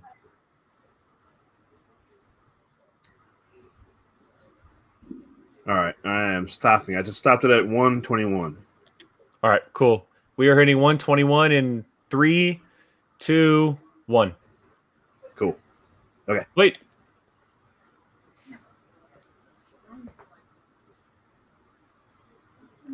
By the way, Keith. By the way, your movie got picked by Jacob, The Hunt for Red October. Yes, that's good. So that's I challenged him to do Crimson Tide last year. Good. Yeah. Okay. So I got some submarine movies I wanted to get in there. So this is the other one I wanted to watch. So nice.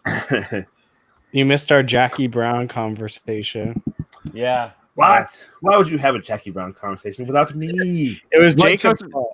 Trust me, we not just that, but we also I waited for as long as possible for the opening scene because I know how much you adore the opening scene in this movie. So actually, the last 20 minutes, I actually just watched it. Nice. That's kind of what took me so long. Yeah, nice. I watched it first before I logged on. Because I had to watch it. But yeah, that was what hurt the most. I knew I was going to miss that part, but. If you came at the right time, you came at the right time. Sure, absolutely. I love Fassbender in this scene. This might be my favorite Fassbender performance. I think. And it's like the first one where he like really came on the scene too. Yeah. Keith, Rachel's here, and she went and rented the movie because she's never seen it before to watch it with us. You've never seen it. And my aunt has never seen it as well, and that she's also watching along with us too. Excellent. Good.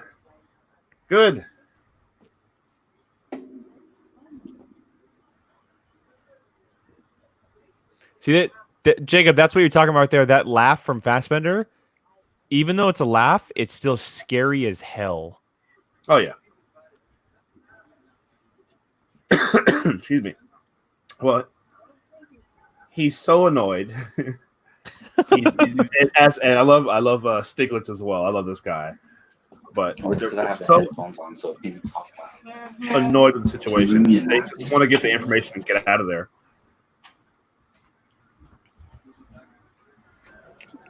I want to know what they used to stick those cards on their heads that stay like so long. Yeah, no.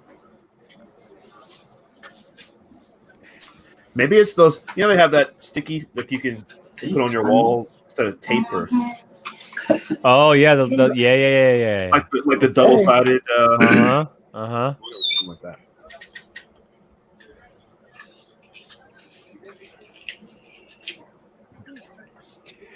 It's funny now. I can't look at Fassbender without thinking about him as Thrawn. He kind of reminds you of Thrawn. It Huh? literally, like, it kind of low key took me out of the movie with him.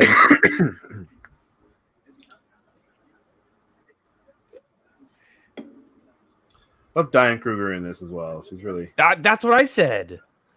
I think she's better. She's really good. Like I like her in that one Liam Neeson movie. And she's better when she's acting in her native German, or regular German language or accent. Ugh. Ew. So look, literally spit is what the gosh. music.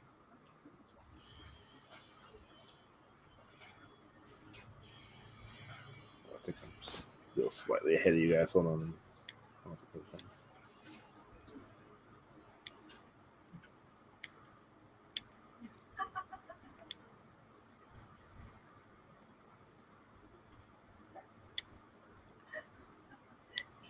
There you go, Brian, right there. It's just them licking the card, apparently. I know. Yeah. When you were texting, I said that.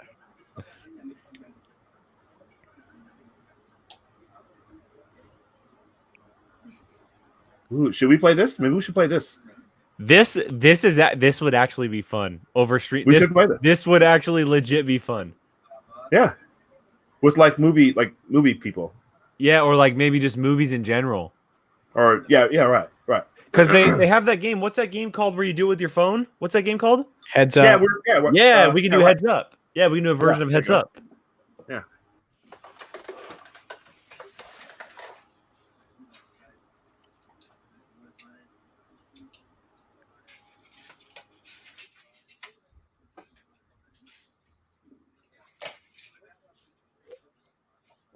What you got over there, Jacob? A fantastic Mexican pizza from Taco Bell. Nice. I had Taco Bell a couple of days ago for the first time in years, and it not that like I remember. Yeah, right. It's been. I know I had it at least once sometime last year, but I rarely eat Taco Bell. I haven't had it in like 3 or 4 years. Del Taco guy. I don't know the last time I had Del Taco either. I've never. I used to love Del. I rarely eat that too, but I used to love Del Taco. I'm a Taco Bell guy. Like even if I'm a millionaire, I will still eat Taco Bell. It's my one fast food that I cannot give up. I just can't. I think honestly, Jake, the last time I had Taco Bell was probably when we had to go get it for a certain someone. That might have been the last time. Probably. When we lived together. Yeah, probably. I made a couple 9 a.m. runs. I do. Their breakfast stuff's pretty good. Yeah, I've never had their breakfast, but I've heard good things about it. I do like their breakfast.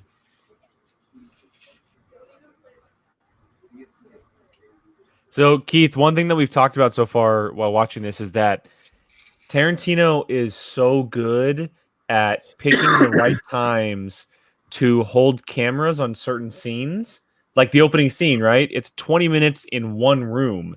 Same thing here. It's however long in one single setting, and he knows exactly when to cut it or when exactly to lengthen it out, and it always seems to work for him. I would say yes. I think this is the last movie. Let me get the box really quick. I think this is the last movie with his editor, Sally Minky, before she passed. Oh, yes. That might make sense. Yes, it is. I see it. Yeah. Okay, that makes more sense. Yeah. And then weren't Hateful Eight and Once Upon a Time in Hollywood after that? Yeah. That makes a lot more sense. That makes a lot more sense. Those two movies are like so drawn out and long. Yeah, and that need work on the editing. Okay. Good call. Yeah. Good call. That is exactly why you're here, sir. Yeah. She may have passed, I think, even before the movie actually was released. I think. I'm not 100% positive. But yeah, this was her last movie. Wasn't she like the only person who said no to him? Mm-hmm. Oh, yeah. She would. I watched interviews with her like when I was in school. One of my editing classes, we watched a documentary, and she was kind of one of the feature editors on it. And she said, "Oh yeah, that they fought all the time, all the time. He would cut stuff, and she didn't I don't cut. I don't mean to cut in, but the scene just happened where he threw up the 3. He threw up the 3. Oh, yes. Which is the change of the tide, right? That's when it all goes down. And you see it in the guy's face. He immediately sees it, and I will remember that. Anytime I'm overseas, I'm going to remember that. Yeah, right? Don't ever always throw it up the right way. Always throw it up the right way. Yeah. Yeah. You don't want to get shot. Yeah. Because she says later on, like, this way is odd to everyone else, the rest of the world. Like, nobody else does it. I like that he still has the card on his head. Yes. He's the only one. Ugh. Yep. Game on.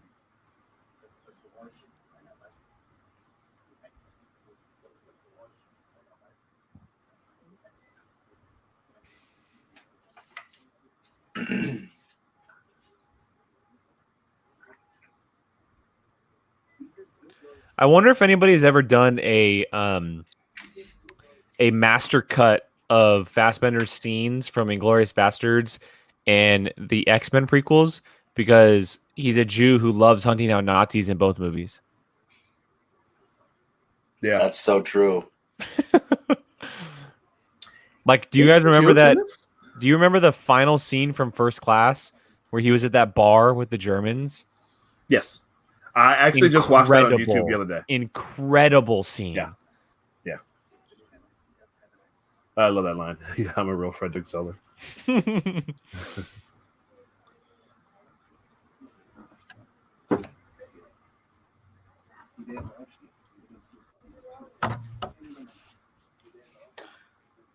I would love it if Fassbender starred in his next movie.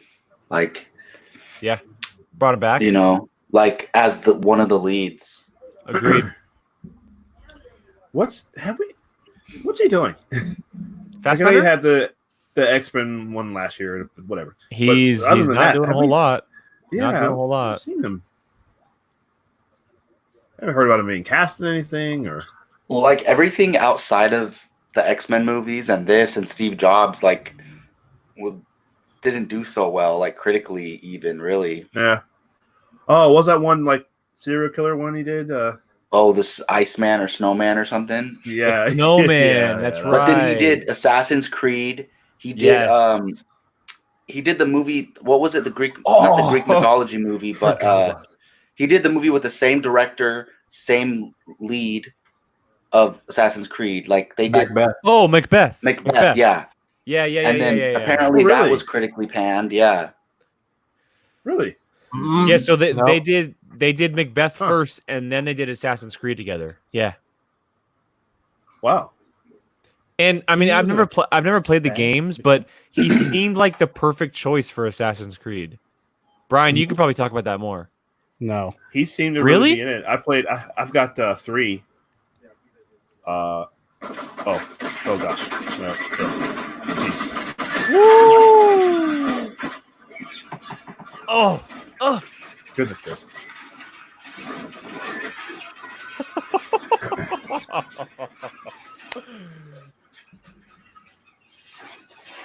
Every one of his movies, I think this may be the first one, just ended with or has one of these shootouts in them from here on, from this movie on. I think this one, Django, Hateful Eight. Although it wasn't a shootout in Once Upon a Time in Hollywood, but it was. I mean, the end scene is just as much as a shootout as crazy. Right? Yeah, right.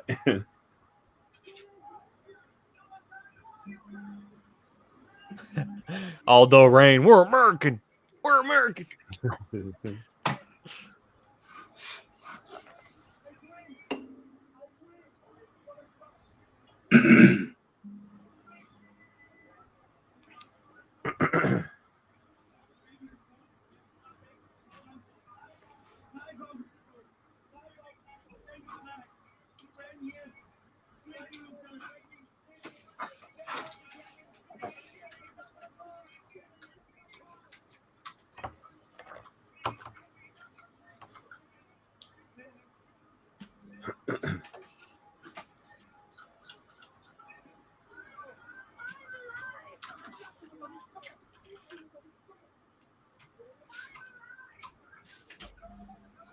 Jeez.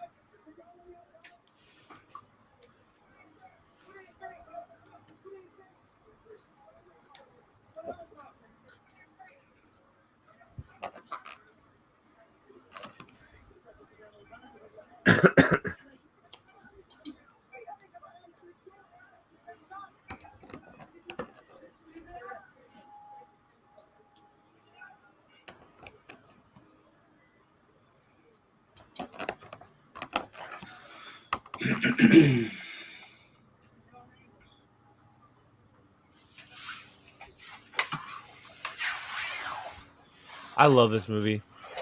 Yeah. I absolutely literally love this movie. It's What I'm ridiculous. thinking too.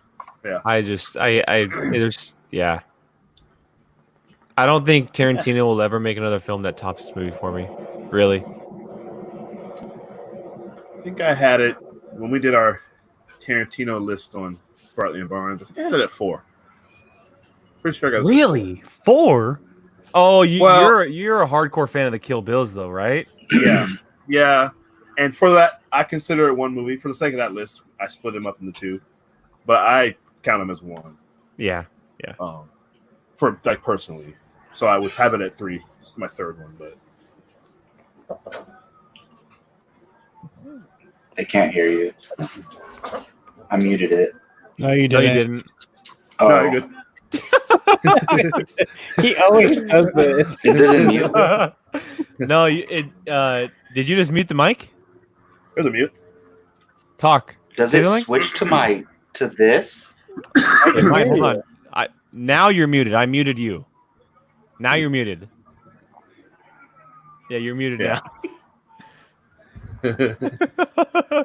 He's so Oh, yeah, confused it right puts the now. little Yeah, it puts the it's a little- little mute button little- right there now. yeah.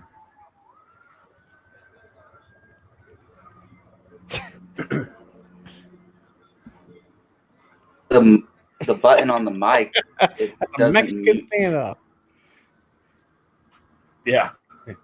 So that means StreamYard must switch it from microphone to computer whenever you mute it for an I for an think audio that's what source. it does. Yep. When that's why you guys could still hear me when I would click this button, because it was muting.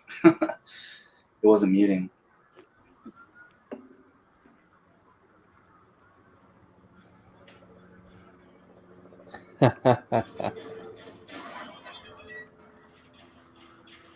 Oh, oh, this scene. Oh my god. Yeah. Do you think Aldo was going to kill him anyway? Yes. Yeah. Yeah. You have to. Come on. Yeah, you got to. In a time of war, and if you're Aldo Rain, like, of course. Right. He's in the business of killing Nazis, and business is a booming. Exactly. You guys might have talked about it, but he wanted Adam Sandler for the Eli Roth part. What? Really? Yeah, he wanted Adam Sandler. He was doing what was he doing? There's something else that Sandler was doing, or maybe he might have just passed on it. I think he was doing 2009. Let's see. funny people with Seth Rogen. Maybe, yeah. So in 2009, Funny People came out. Okay, yeah. 2010 though was Grown Ups, so That's yeah. Well, it was one of those then. God, yeah. you passed on Inglourious Basterds for one of those two? Oh.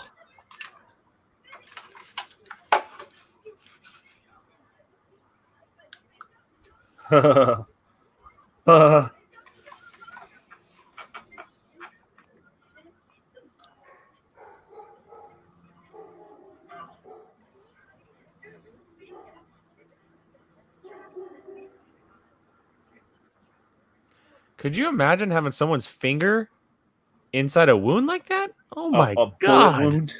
Oh my Shot in the leg. god. Yeah, pushing the bullet further in. Oh.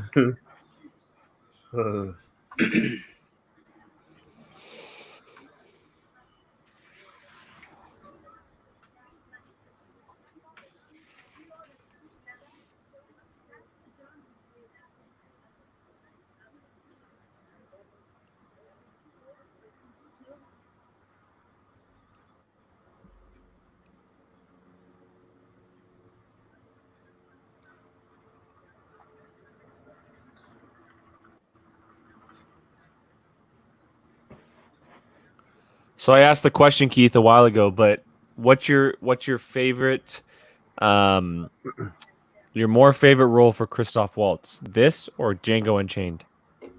Oh, this. Definitely this. I love him in Django, actually. I think he won the Oscar for both, right? Didn't he win for? Yeah. Uh-huh. I think he won for both. Yeah. Yeah. I lean more towards this.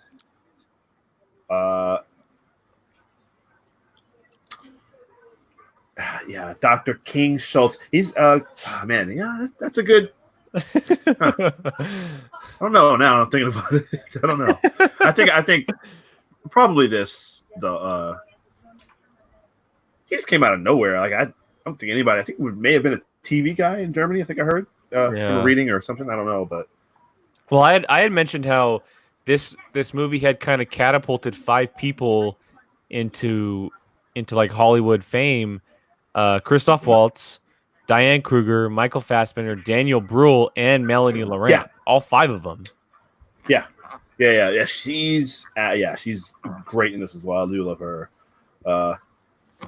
Yeah, I think you're right.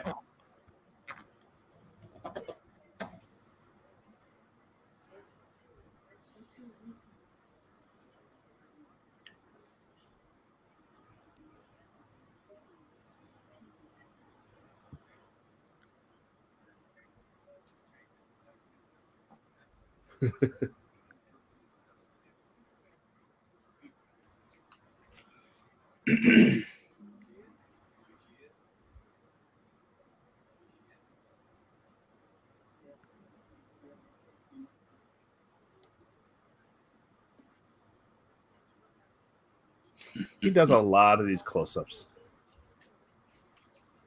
But we mentioned it, not a single foot shot yet. It's coming, but yeah, not yet.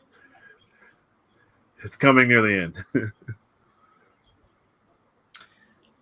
I love Jackie Brown, but the foot stuff in Jackie Brown, man. Like, oh my God. Yeah. Brian, you haven't seen Jackie Brown, right? No. Yeah, neither have I. So I think we're the only 2 that haven't seen it yet. Oh my goodness. Keith, if you had to guess how many Tarantino movies I've seen, how many would you guess? I've heard you talk about, or have I? Well, okay, hold on. I've heard you talk about this. I know you've seen this. And I heard you mention you've not seen Kill Bill. You definitely haven't seen Death Proof. I know that. yeah. I think Jake tried to get me to watch it, and I walked away after 2 minutes because Shaw. That's good, man.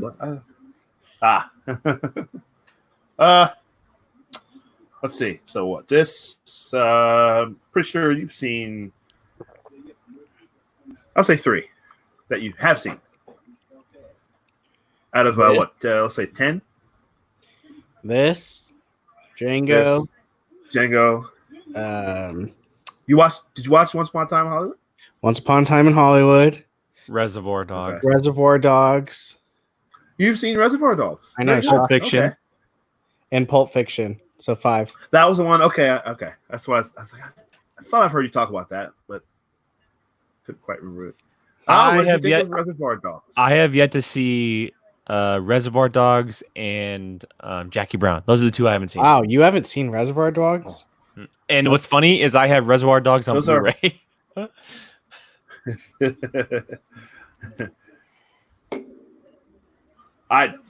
Listen, for you, highly recommend it. I wouldn't even say because really, I wouldn't challenge you. Yes, you will love that movie. All right, I'll watch it this week. Reservoir Dogs.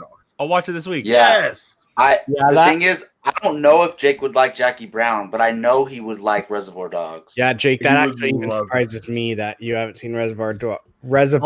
I'll take a break from watching all my James Bond movies to watch Reservoir Dogs. I'm telling you, you'll love it. Okay. Even I think you'll like it, Jake. All right. Yeah. Oh, Rachel commented a little while, just 3 minutes ago, to the scene brutal. Yeah. Very brutal, Rachel. Very brutal. She thinks we only like brutal movies. Yeah, here, Keith. I'll put this up for you. Let's see. Where'd it go? Here we go.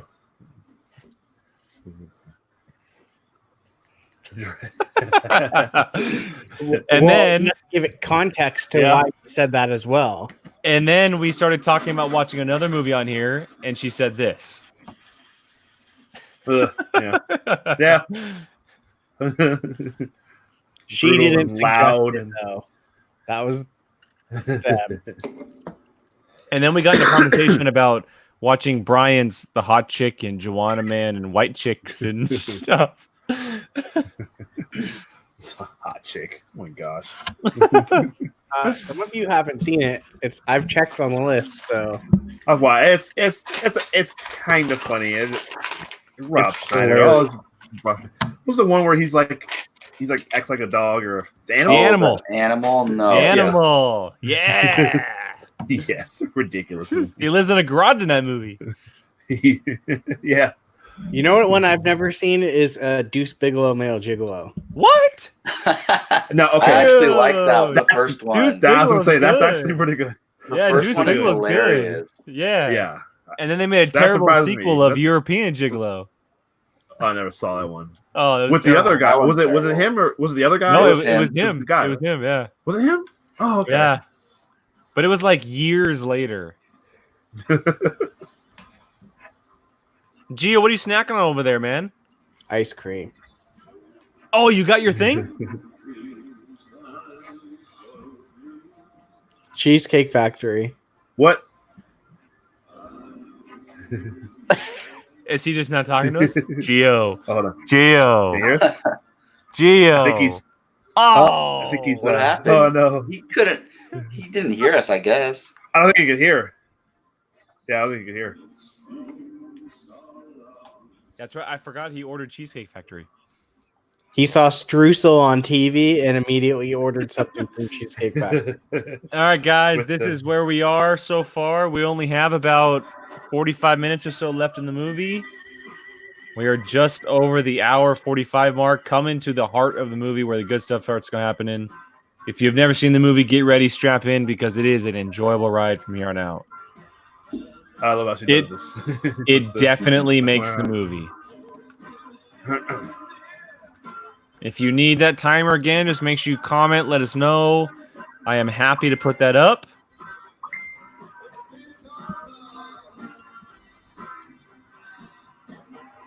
Yeah. I figured. Yeah. Something. No worries. Yeah. No worries.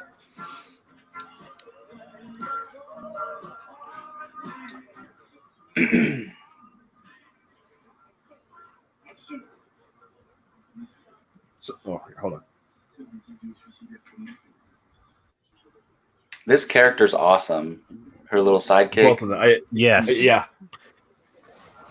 And it's funny because he's so good, you would think he would need to be used more, but he's used perfectly. Yeah. Yeah. They just introduced him here. I love how they try to be hard asses. It's so good. Yes. Hey, listen. After everything she's been through, I'm sure she's got some. Yes. Yes. She's got a little dog in her. I mentioned this earlier on. I was thinking- I would love to Okay. see more of her, man. Yeah, man. I liked her in that the magician movie. What was it called? Now You See Me? Now You See Me. Yeah. Was she in the second one? Did anybody see the second one? I don't think she is. I was looking I don't it think up. she is in the second one. No, because she's tied to Really? Mark Ruffalo. Yeah, and Mark Ruffalo wasn't in the second one. He wasn't. Wasn't he the main, Uh, like the mastermind? Yeah. And they're talking about doing a third now. It just came out this week. There's a writer attached. Really? Yeah. All right. Which I'm cool with those movies, but like Mark Ruffalo was a big part of the first one, and he was kind of like the mastermind, like you said. You would think to bring him back. Yeah. Yeah. Right. Another one of Tarantino's brilliant close-up shots. Mhm. Yeah. Oh, did we lose Gio? We lost We him. lost Gio, but it's all good. He'll jump on when he can. So the second Now You See Me was also missing Isla Fisher. And Yes. I felt like something Oh, really? was missing from that movie. I without like her. Lizzie Kaplan, but there was something about Isla Fisher that Yeah. brings her to that role for sure. Yeah, she's really good. I'm a big Isla Fisher fan. She's great in everything. I love that she wears the mask, like kind of like Yeah. hides herself a little bit. Such a good addition. I can't remember her name. She's in Kill Bill. Also, this actress here, French actress. Let me see if I can find it for you. She's also in Kill Bill. Yeah. Yep. So she's a Tarantino regular, huh? Yep. Julie Dreyfus. Dreyfus. Yes. As soon as you said Julie it, I was Dreyfus. Dreyfus. Yeah. Yeah. Yeah, she plays one of Bill's like aides.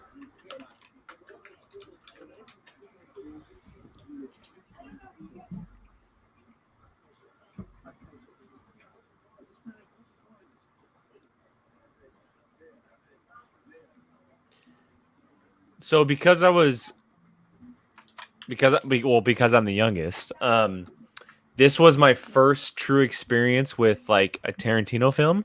Like when I watched this movie for the first time, I didn't really understand how Tarantino made films.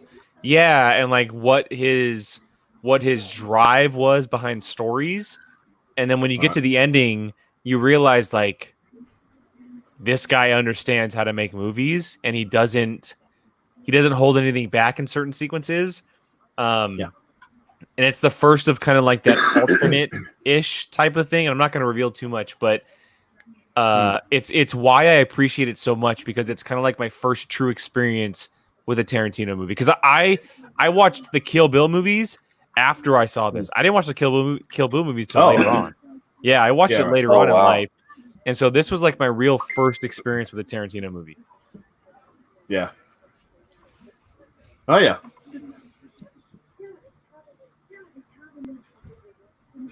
Look, I was similar. I saw the first one I saw was Jackie Brown.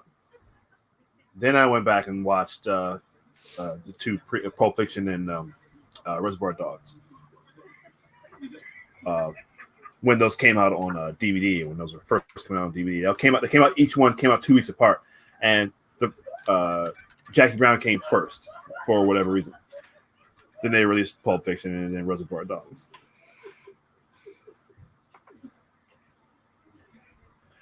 So we got a little, we got a brief shot of the feet already.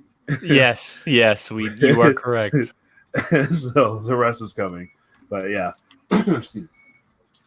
Italians. Yeah.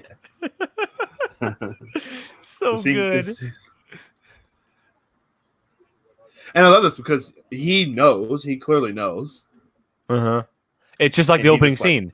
It's just like the opening scene. Yeah.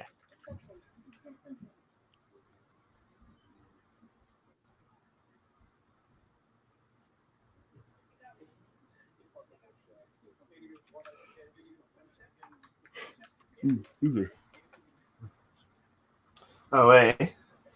Really quick. Got this in today. Hey, nice. Yeah. You got that logo. Is that the gray one? Yeah, it's the gray one. I'm really happy that logo turned out, because I personally like that one. I love it more than the one you picked. But me too. I'm glad that one turned out. No, well. I do. Yeah, I think you're right. This is perfect. I love this one. I don't know, Jacob. What do you think? You like this one? Which one? What do you mean? He's got the original on right now. Oh yeah, I have the black one of that. I love art. Oh yeah, you do. Yeah, I saw that. I have the black one of that. I don't think you've seen it me with it yet, Keith, but I have the black one of that one. I'm wearing the purple one right now. But no, I like the new one better for sure. Yeah. But See, correcto. See, yeah. Oh my god, so good. Hello. It works. It works so well because it's coming out of Brad Pitt's mouth. Yes. Corlami.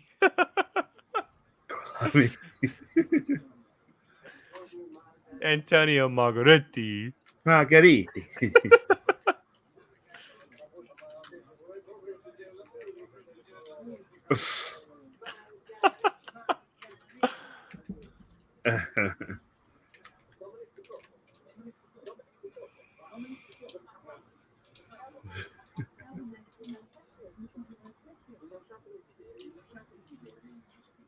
Ugh. I kind of wonder if Brad Pitt doesn't know that he knows. You would think someone like Aldo would. Yeah.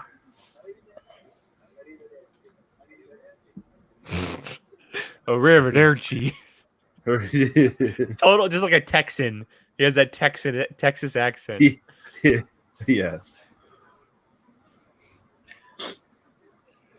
Jake, guess what movie I had to watch for my horror class, and I just took a quiz on. You'll never guess, but you'll be surprised once you hear it. Saw. Is it let me ask this: is it a classic? You would consider? I would say it's a cult classic, and I'll say it's not Evil a traditional. Dead. No, it's not a I was traditional about to horror say Evil movie. It's a comedy horror. The That's Cabin the in the Woods. Nope, They Live. Zombieland. Oh, really? Yeah, they had us. What? My teacher had us watch it for class. Yeah, Dude, that's the greatest teacher ever. I know. And That's there's awesome. like books and like educational books and articles on it and stuff. It's crazy. That's awesome. Zombieland What? will always be one of those great, all-time great movies for me. All time. Oh, like ever. That's so brilliant. I rewatched it. I actually like it way more than I thought. The It first is one, so brilliant. Yeah. the first one is great. Yeah. I'm so surprised nobody Yeah. took Tallahassee in our action hero draft. What? Was he in it? Didn't someone? Yeah. I thought somebody. Yeah, He he was in was. No, was I in thought it. somebody did. Max picked him. Yeah, I think he did. Oh, you're right. Max did pick him. You're right. Yeah. Yeah. And that makes sense because Max and I saw the sequel together. Yeah, Yeah. Remember, Max was saying he was freaking out, thinking I was going to get him. Oh, that's right. That's Yeah. right. That's right. Good call. Good call. Yeah, I remember hearing his name.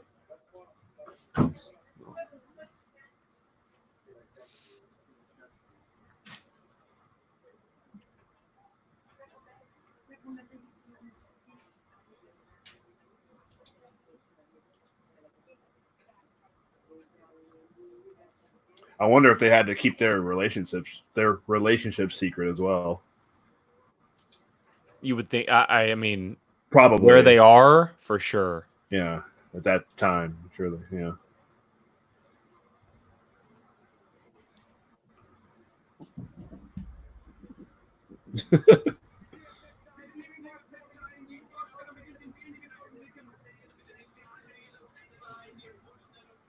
Keith, Jake was saying that if he could ever get a Aldo hot toy, he would get one.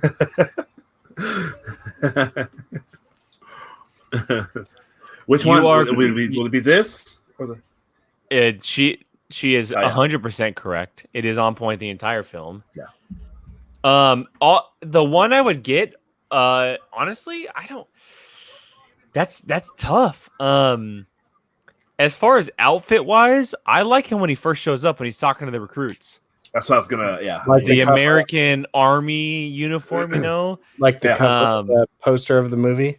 Yeah, because it's like his first introduction. Otherwise, it would be the one where they introduce the Bear Jew.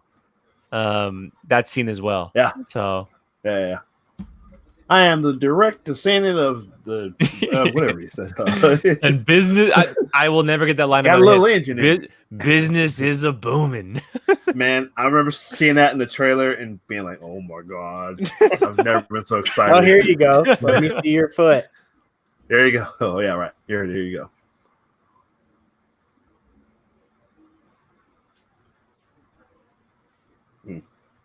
I love the point. I love the point. Yeah. So good. Yeah. Yeah. And I think Jacob might have said this early on in the film, but he has this like sensibility of like comedy to him, but he's so horrifically scary at the same time. Yes, and coupled, and that's that's why you cast someone like him and Tarantino's ability. He's one of the best of all time. Him and Hitchcock. Jacob, you could probably speak to this. They're the best at building tension. Oh yeah. I think the two best that and at the same time, it's all so simple. It is all so simple at the same time. Right. Like Sometimes there's nothing there's nothing special. Like yeah, there's nothing special about what he's doing, but he's just doing it right. Yep.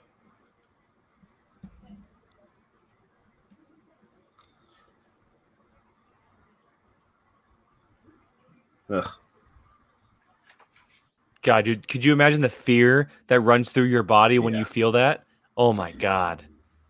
You didn't think she would have been like, "Oh no, I lost my shoe," and they would have been like, they would have checked that room to make sure they didn't leave anything. Like she would have known she left her shoe behind, and I don't know, maybe they had to get out of there, I guess. But she also had a bullet in her leg. Yeah, sure. Yeah. That's fair. Now this is kind of tough. Knowing what we know about it now, this is I don't like the scene anyway, but just knowing that Tarantino himself, like, yeah, I'm with you. I don't like this.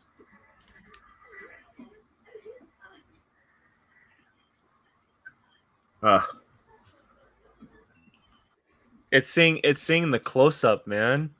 Yeah, it's tough to watch. That's why I don't want to watch Kill Bills, because that's literally all it is. It's not. It's different. You would it's think different. it's not. Yeah. Yeah. You should just do it, Brian. Especially after watching this. Well, let me put it this way. There's a reason why probably I haven't seen it. Because the only thing I've ever seen is it was on TV and her snatching someone's eyeball out of her face. It's literally the only thing I've ever seen. She does that in both movies. Yeah. So there's a lot more than there's that, though. Yeah.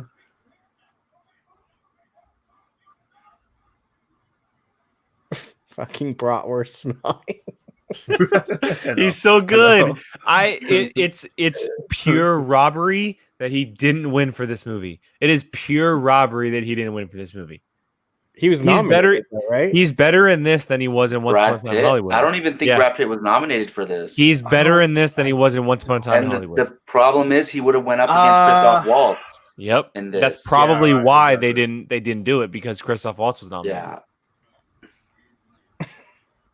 You think he's better in this? I think he's better in this. This is my all-time favorite role of his. Period. I hear you on that. I don't. Oh man. Look, I agree.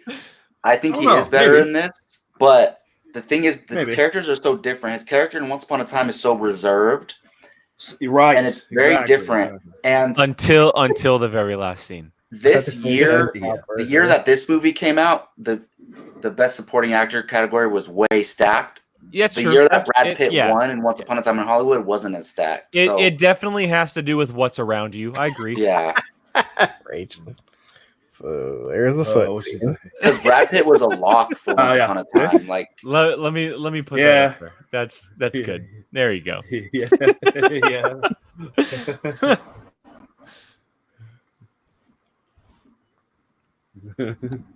Also, Brian, I don't know if we've said it yet, but we found out why her handle is that name. I was literally just going to ask. Oh, I didn't know. So Errol Owl is the name of the Weasley's owl in Harry Potter. Oh my goodness! It was a Schmodown question a few weeks ago. Wow. Did you know that from the beginning, Brian? No, it was literally a few weeks ago. Maybe even like 2 weeks ago. It was a Schmodown question. Brian and Keith, you guys suck. You guys don't get a Harry Potter show now. No. I knew that. Should have known that. The Potter's owl was, or not the Potter's.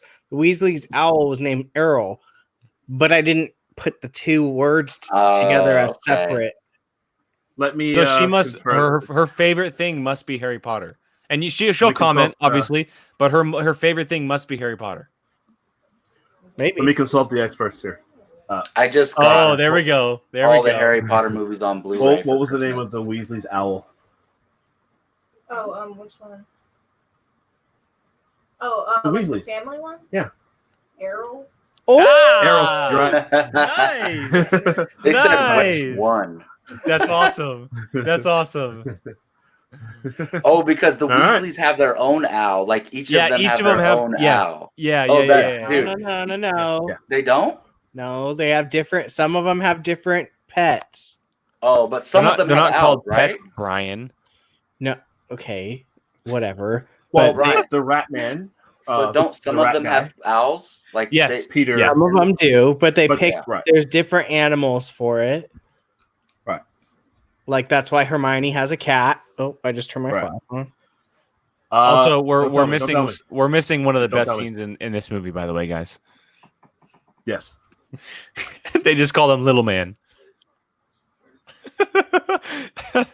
Crookshanks. Yeah, Right. Crookshanks. Yeah.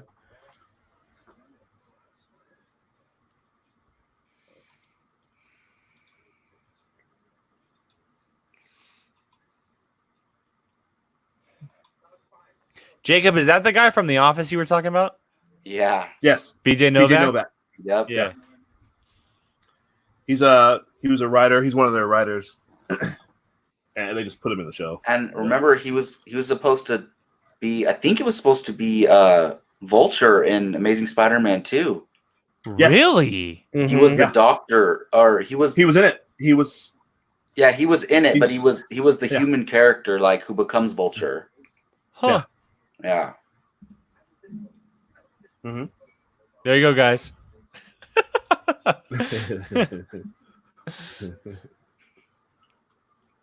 We're on to her games.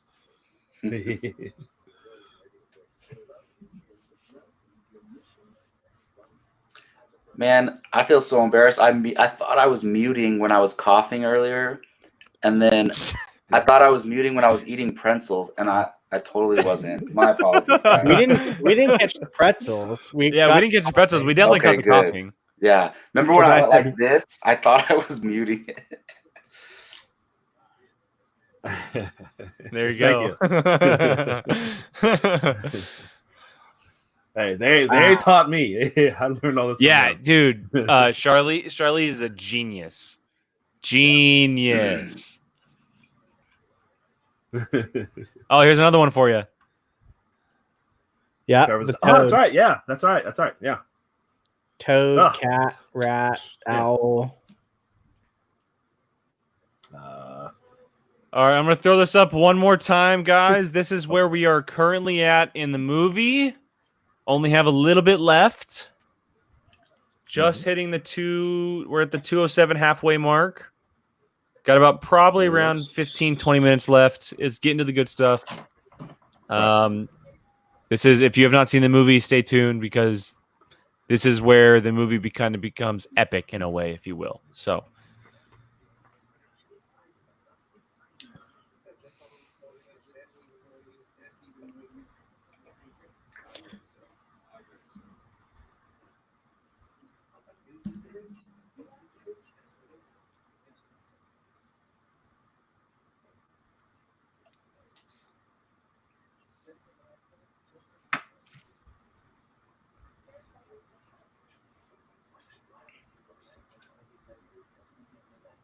I love. Oh, hold on. I think it's coming up.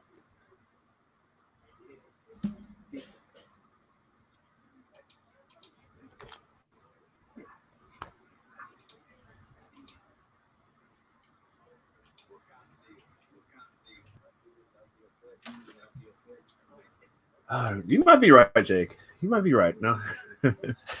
Brad Pitt? Yeah. You didn't even watch the beginning with the best parts of him talking. No, the more I'm watching this, I love that. That's a bingo. It's scary how good he is in this movie. It really is scary how good he is. You just say bingo. I love that. Yeah, no, yeah. I think you might be right.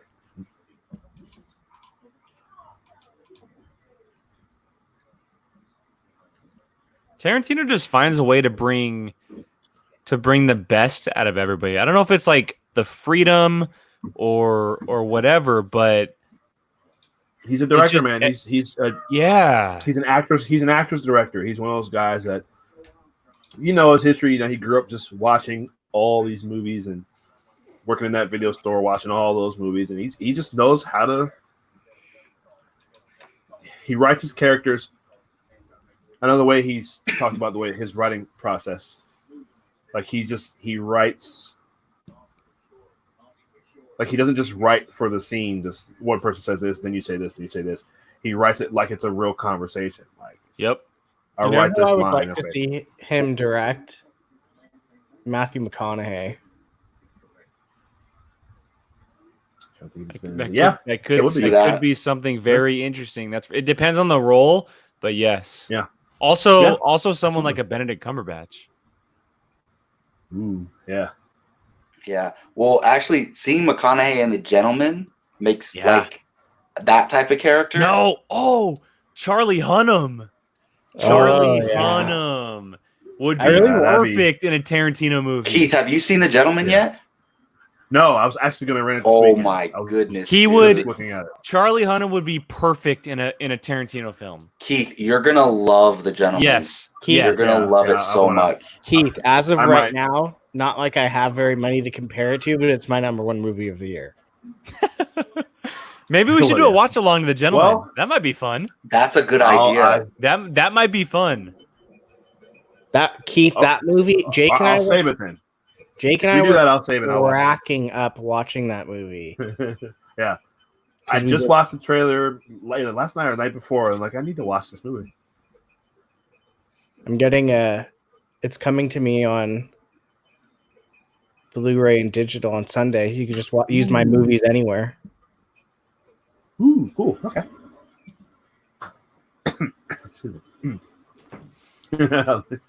Does Eli Roth act in other stuff? He does sometimes in his own movies. He's not bad in this movie. Like for a director, like he's in Death Proof. Yeah. Me scusi. What's that from? Name that movie. Me scusi. Euro Trip. Hi, Gab. Yeah, good call. I love Euro Trip. Me scusi. Brian, have you seen Euro Trip, Brian? Oh my God! Are you serious? Brian to Euro Trip. You guys literally do this like once every 4 months with this movie. Euro Trip is the prototypical Brian movie. It is the prototypical Brian movie. Scotty doesn't know that Fiona and me do it in the van every Sunday. Hilarious. And that's Matt Damon, dude. Yes. Oh, spoiler alert. No, it's not a spoiler. Yeah. I've heard that it's so good. That should be a watch along. The Euro Trip should be a watch along. Add it to the list, man. Yes. I'm drinking that night. You do realize it's on our challenge list, right? Oh, it's a watch along for sure. Dude, we're gonna lose our crap watching that movie. Dude, I love that movie. Keith, I was saying earlier, man, we need to see more of her. We got to see more of her. Yeah, absolutely. I love how I think she knew she was going to die. That's why I think she looks at it as a suicide mission. Okay, let's not spoil it. Oh, sorry. True. You're right. I mean, not die, but she knew that she might. Hey, real quick, Keith. Did you know that Léa Seydoux was one of the daughters in the opening scene? Yeah. I had no idea. Yeah. Very young. She's very young too. Yeah. God, the music just the music is so good. It is so good. It's so old school too. Yeah. Oh, you catch the Sam Jackson voiceover? The brief. Gio called it. Gio called it. Yeah.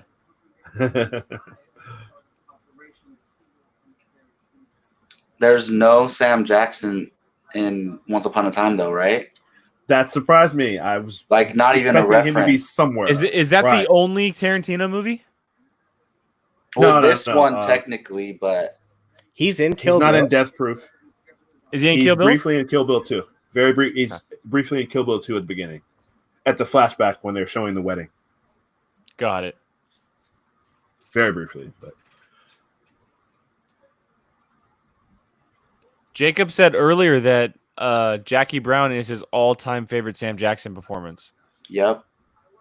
I remember him saying that when we talked about Not it just last year. Tarantino either, like all ever. Anything, yeah. Yeah, it's crazy. Yeah. He's just so smooth in that movie. Yeah. So smooth. And then by the end, well, not spoiling anything, but just by the end, he's just like, oh, Yeah. he's a Dude, and Robert De Niro. yes. Everyone. The recent Robert Forster, he passed away a few months ago, but he's great in it. I think Jake would like that movie too. I mean, it's a great movie. Yeah, I think he would. How couldn't he? Really but I think would. he would like Reservoir Dogs more, is what I was saying earlier. Probably more. I gotta say, I'm absolutely loving the scene because Christoph Waltz just feels like he's doing the right he's won. thing. He thinks feels like won. he's he feels like he's like the greatest guy walking the earth at yeah. this moment in time Exactly. for doing this. He thinks he's just he's fooled everyone. He's ended the war. I want a Nantucket Island. Nantucket and I want Island. this, and Yes. it's so good.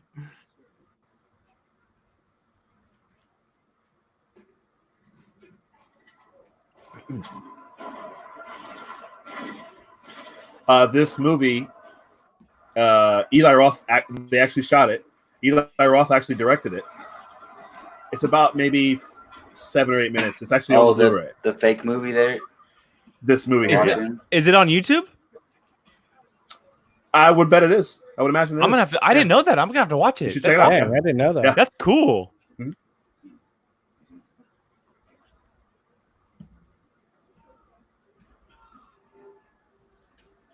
Oh, oof, here we go.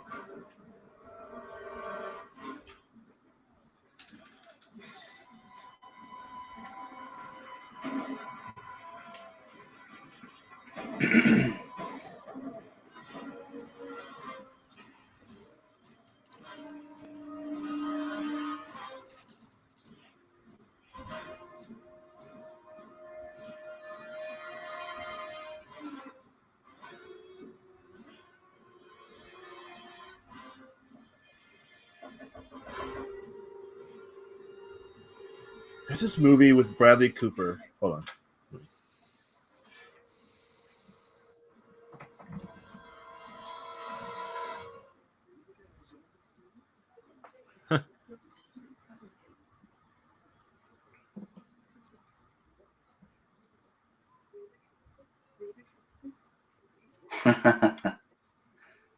Ugh.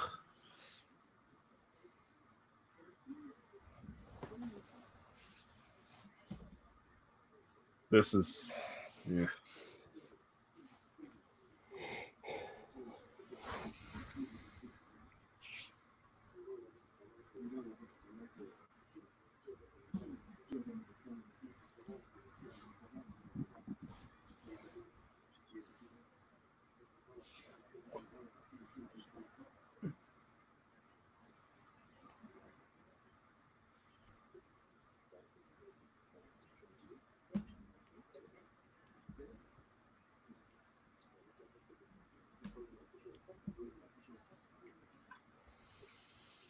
This guy can't take no for an answer.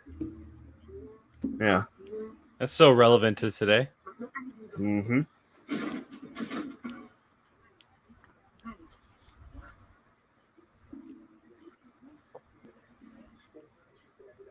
That's just, jeez.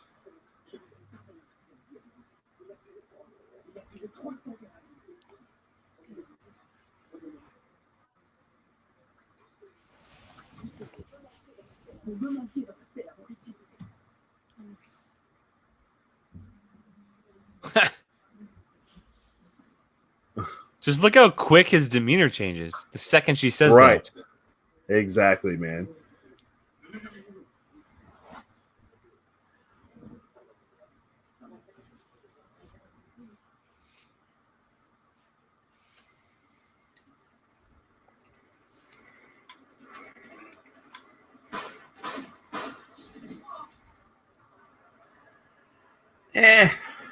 Shoots him in the back. Ordinarily, I don't like that. I mean, Gotta do what you gotta do. Yeah. He deserved it. He absolutely deserved it after what he just did and was probably going to do.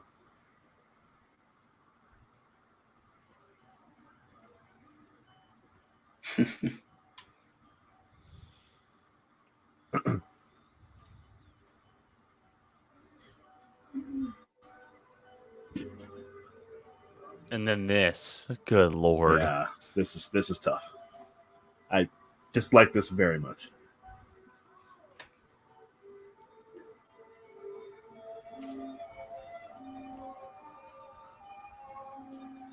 She's not wearing shoes, by the way. I just realized that. Holy crap. Yeah. He doesn't even try to hide. Oh. You know, he doesn't. I hate that. I hate that so much.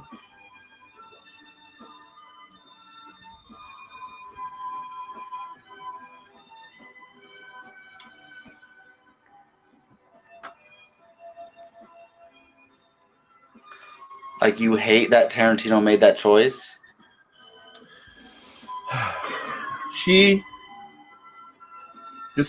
Her story is a revenge story, and she should have lived to see it happen.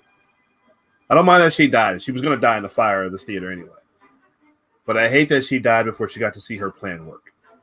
That's a fair point. Like, that is so shocking, though. Like, yeah, no, definitely. It's Like, so imagine being my aunt right now or Rachel seeing this for the first time and that happening.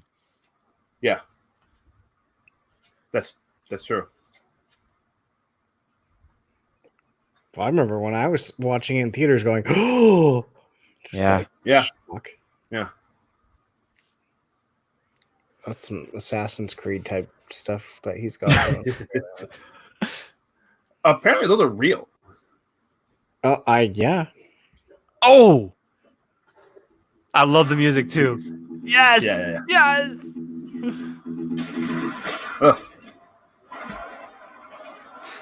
It's just like such a quick little snippet too. And it blends in with all the gunshots in the movie, Yes, so nobody exactly. would notice it.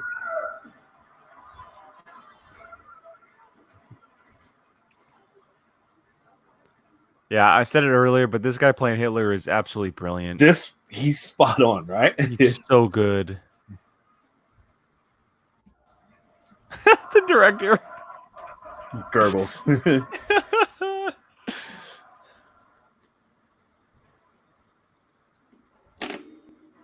Another great one. Yes, I completely back you on that comment. Yeah.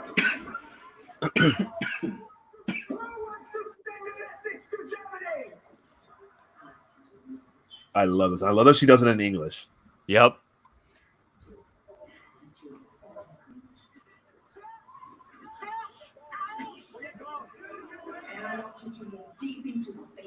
Which makes me think that that's the reason she escaped that house, because I think she could come because she speaks English. I think she heard everything and was. She probably moved around at the bottom. Yeah. Yeah, she knew what was happening. I love this scene too with the fire in her face. That's very cool. Yes. It's so well done. Yes.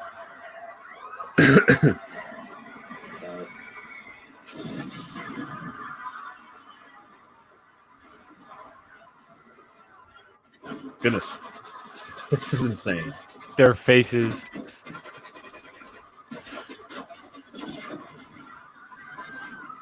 He always has like a chaos scene. Right? Yeah, But 100%. Always at the end, 100%. yeah. I know at Cannes, this did not. People were walking out. Really? Yeah. Because this stuff is very sensitive stuff in Europe, especially in Germany. They don't like this at all. And so, that makes sense. So, wait, where were people walking out? At the Cannes Film Festival. Oh, okay. Yeah. Of course, Americans love this movie. Yes. Yes, of course. Yeah. What are you trying to say, Jacob? No, I'm saying because we know just everyone loved it. Yes, critic darling, but we primarily listen to American critics. I love that. Yeah, the smoke with their face. This is great. It's so good. That might be a little excessive, but that's just Tarantino. Way too much. Yeah. That's just Tarantino. Yes. The poor biker just riding by. Right. Right. There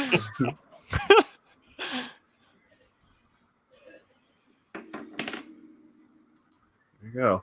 Yep, you summed up our thoughts exactly. Yes.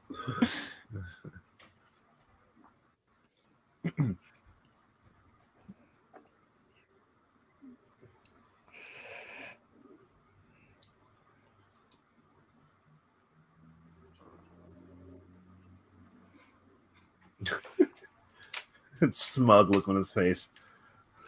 Like he's won, right? He's a hero. Like he's done everything he needs to do. He's a hero. That's what he's thinking. Yeah.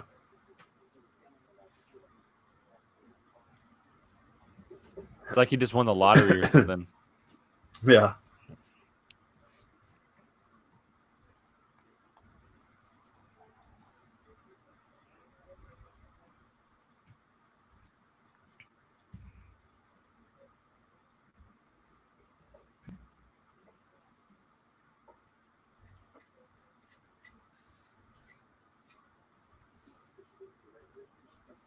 I gotta say, this is one of my favorite endings in any movie ever. Yeah, same here.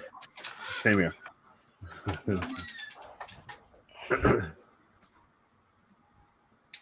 Look how big that knife is. Oh my goodness. No. It is almost like a machete. ginormous. It's not a sword, it's a knife, and it's that big. Brad Pitt is so good. He's so good.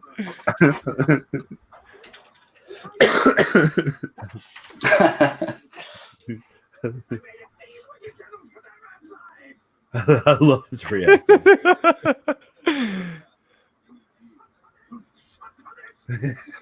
More like chewed out. That's so good. Check it out a few times. I love Christoph Waltz's reaction.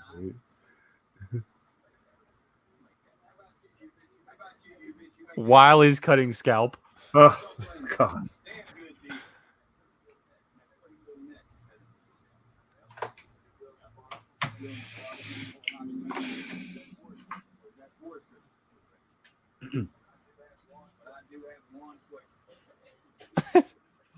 I think that would be a great hot toy. Or Brad Pitt, the way he looks right now. That's good. That's a good call. With the with the bow tie undone. That's a good call. That I can't buy. Oh my God. Oh my God. I love this one. You're pecker sucking live. So good.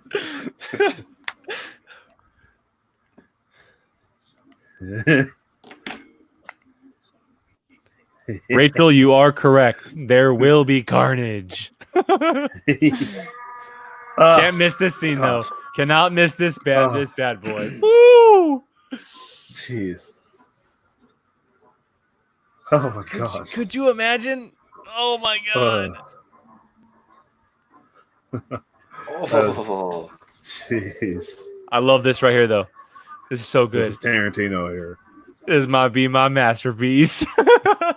It's so good. Oh, that's so good. That was Wow. Tarantino. Brilliant. Directly. That is absolutely I think- brilliant. Saying that he thinks this movie's his masterpiece. Yes. Summing I think up that right was there on the end. Ew. Yes. Ew. 100%. Yeah. Hey, the thing about Um, that is you want that character to die the whole time, but that Right. fate might be even better for him. He has Yeah. to Oh, live the rest absolutely. of his life with that on his head. Because he said he interrogated every one of the people that he did that to, so he knew that that's a thing that he does to people. Oh yeah. And then have it done to him. Yeah, that's perfect. well, guys, our first watch along is in the books. That was fun. I think Yes. once we find the right movies to do it to, it'll be so much fun. This was a great one. It was fun though, because we not only got on topics about like Tarantino and Brad Pitt and stuff, but we got on like a whole bunch of other different topics that just like movie conversations. It brings up random movie conversations because we're like Michael Fassbender. What was he in? Who could he play? Those type of things. Yeah, it was definitely. a full-on movie conversation, which was really nice. So I enjoyed the hell out of it. That's definitely fun. Thrawn is now Michael Fassbender. Michael Fassbender is now Thrawn. I'm sorry, Brian. I ruined it forever for you. But yeah, so I've always got the Tarantino fun facts. So if we ever do a Tarantino one, it was perfect. It was perfect to have you jump on, and I'm glad you were able to jump on. I know that things are busy, and I know we lost Geo, but sometimes sometimes Wi-Fi gets in the way a little bit. But yeah, like next time we do this, I think the best way to do it, maybe each of us bring a movie to the table, we put up on a poll, and see which one wins. Sure, that's a good idea. Yeah, might be the best way to do it. So yeah, because I can't. It works because I can't bring the hot chick because no one's going to vote for that one. So I say we spread it out though. Like we shouldn't do like another Tarantino movie next. You know what I mean? I agree. No. I agree, and maybe change the genre too. Yeah. So every submission can't be a Tarantino movie. And also we're not going to watch Jojo Rabbit next. You know what I mean? And maybe something that is stream friendly for those who have the streaming services. That is a great point. Yeah. Maybe that's what we should do. I think you mentioned last night. Maybe when we do Rise our of recommendations. Skywalker, Jake. Yes, Rise of Skywalker comes out on Disney Plus on Monday. No, yes, Keith, that's why we're doing it. That's why. Yes, that's why. But yeah, so maybe that's something we can talk about. I think for now on, we might keep it a monthly thing. But because it was so fun, we might be biting at the bit in the next 2 weeks or so to do it. And we might just do it on a random day. But for now, that's kind of the plan for you viewers. Thank you guys for joining us. We had an absolute blast doing this. Guys, any final thoughts on tonight's show and before we wrap up here? No, that was fun. Thank you, everybody, for joining us. yeah, Yes, that was awesome. Thank you. Get t-shirts. Yes, t-shirt. Great shirt. plug. tpublic.com/user/Apocaflix movies. Not just the one that Keith has on or myself, but Jacob as well. The Bartley and Barnes one. We have Padawan Podcast, A Certain Point of View, all kinds of cool stuff up on there. Not just t-shirts as well. We have coffee mugs and oh, this guy's ready. Stickers. Here he goes. he's like, all right, guys. Stickers and totes and all that type of stuff. Check us out there. You guys can follow us on Twitter and Instagram at Apocaflix Movies. YouTube, make sure you guys subscribe if you like the video. Comment with what you guys want to see in the future. Podcast platforms as well. Anchor, Apple, Spotify, Google, Stitcher, Breaker, all that good stuff. And again, thank you guys for joining us. So we had a good time. Brian, Keith, Jacob, and Gio. I know you're out there listening, bud. Great time every Friday night. Apocaflix Now, 7:30 live on Apocaflix Movies. Again, thank you for joining us, and we'll see you guys next time. Laters.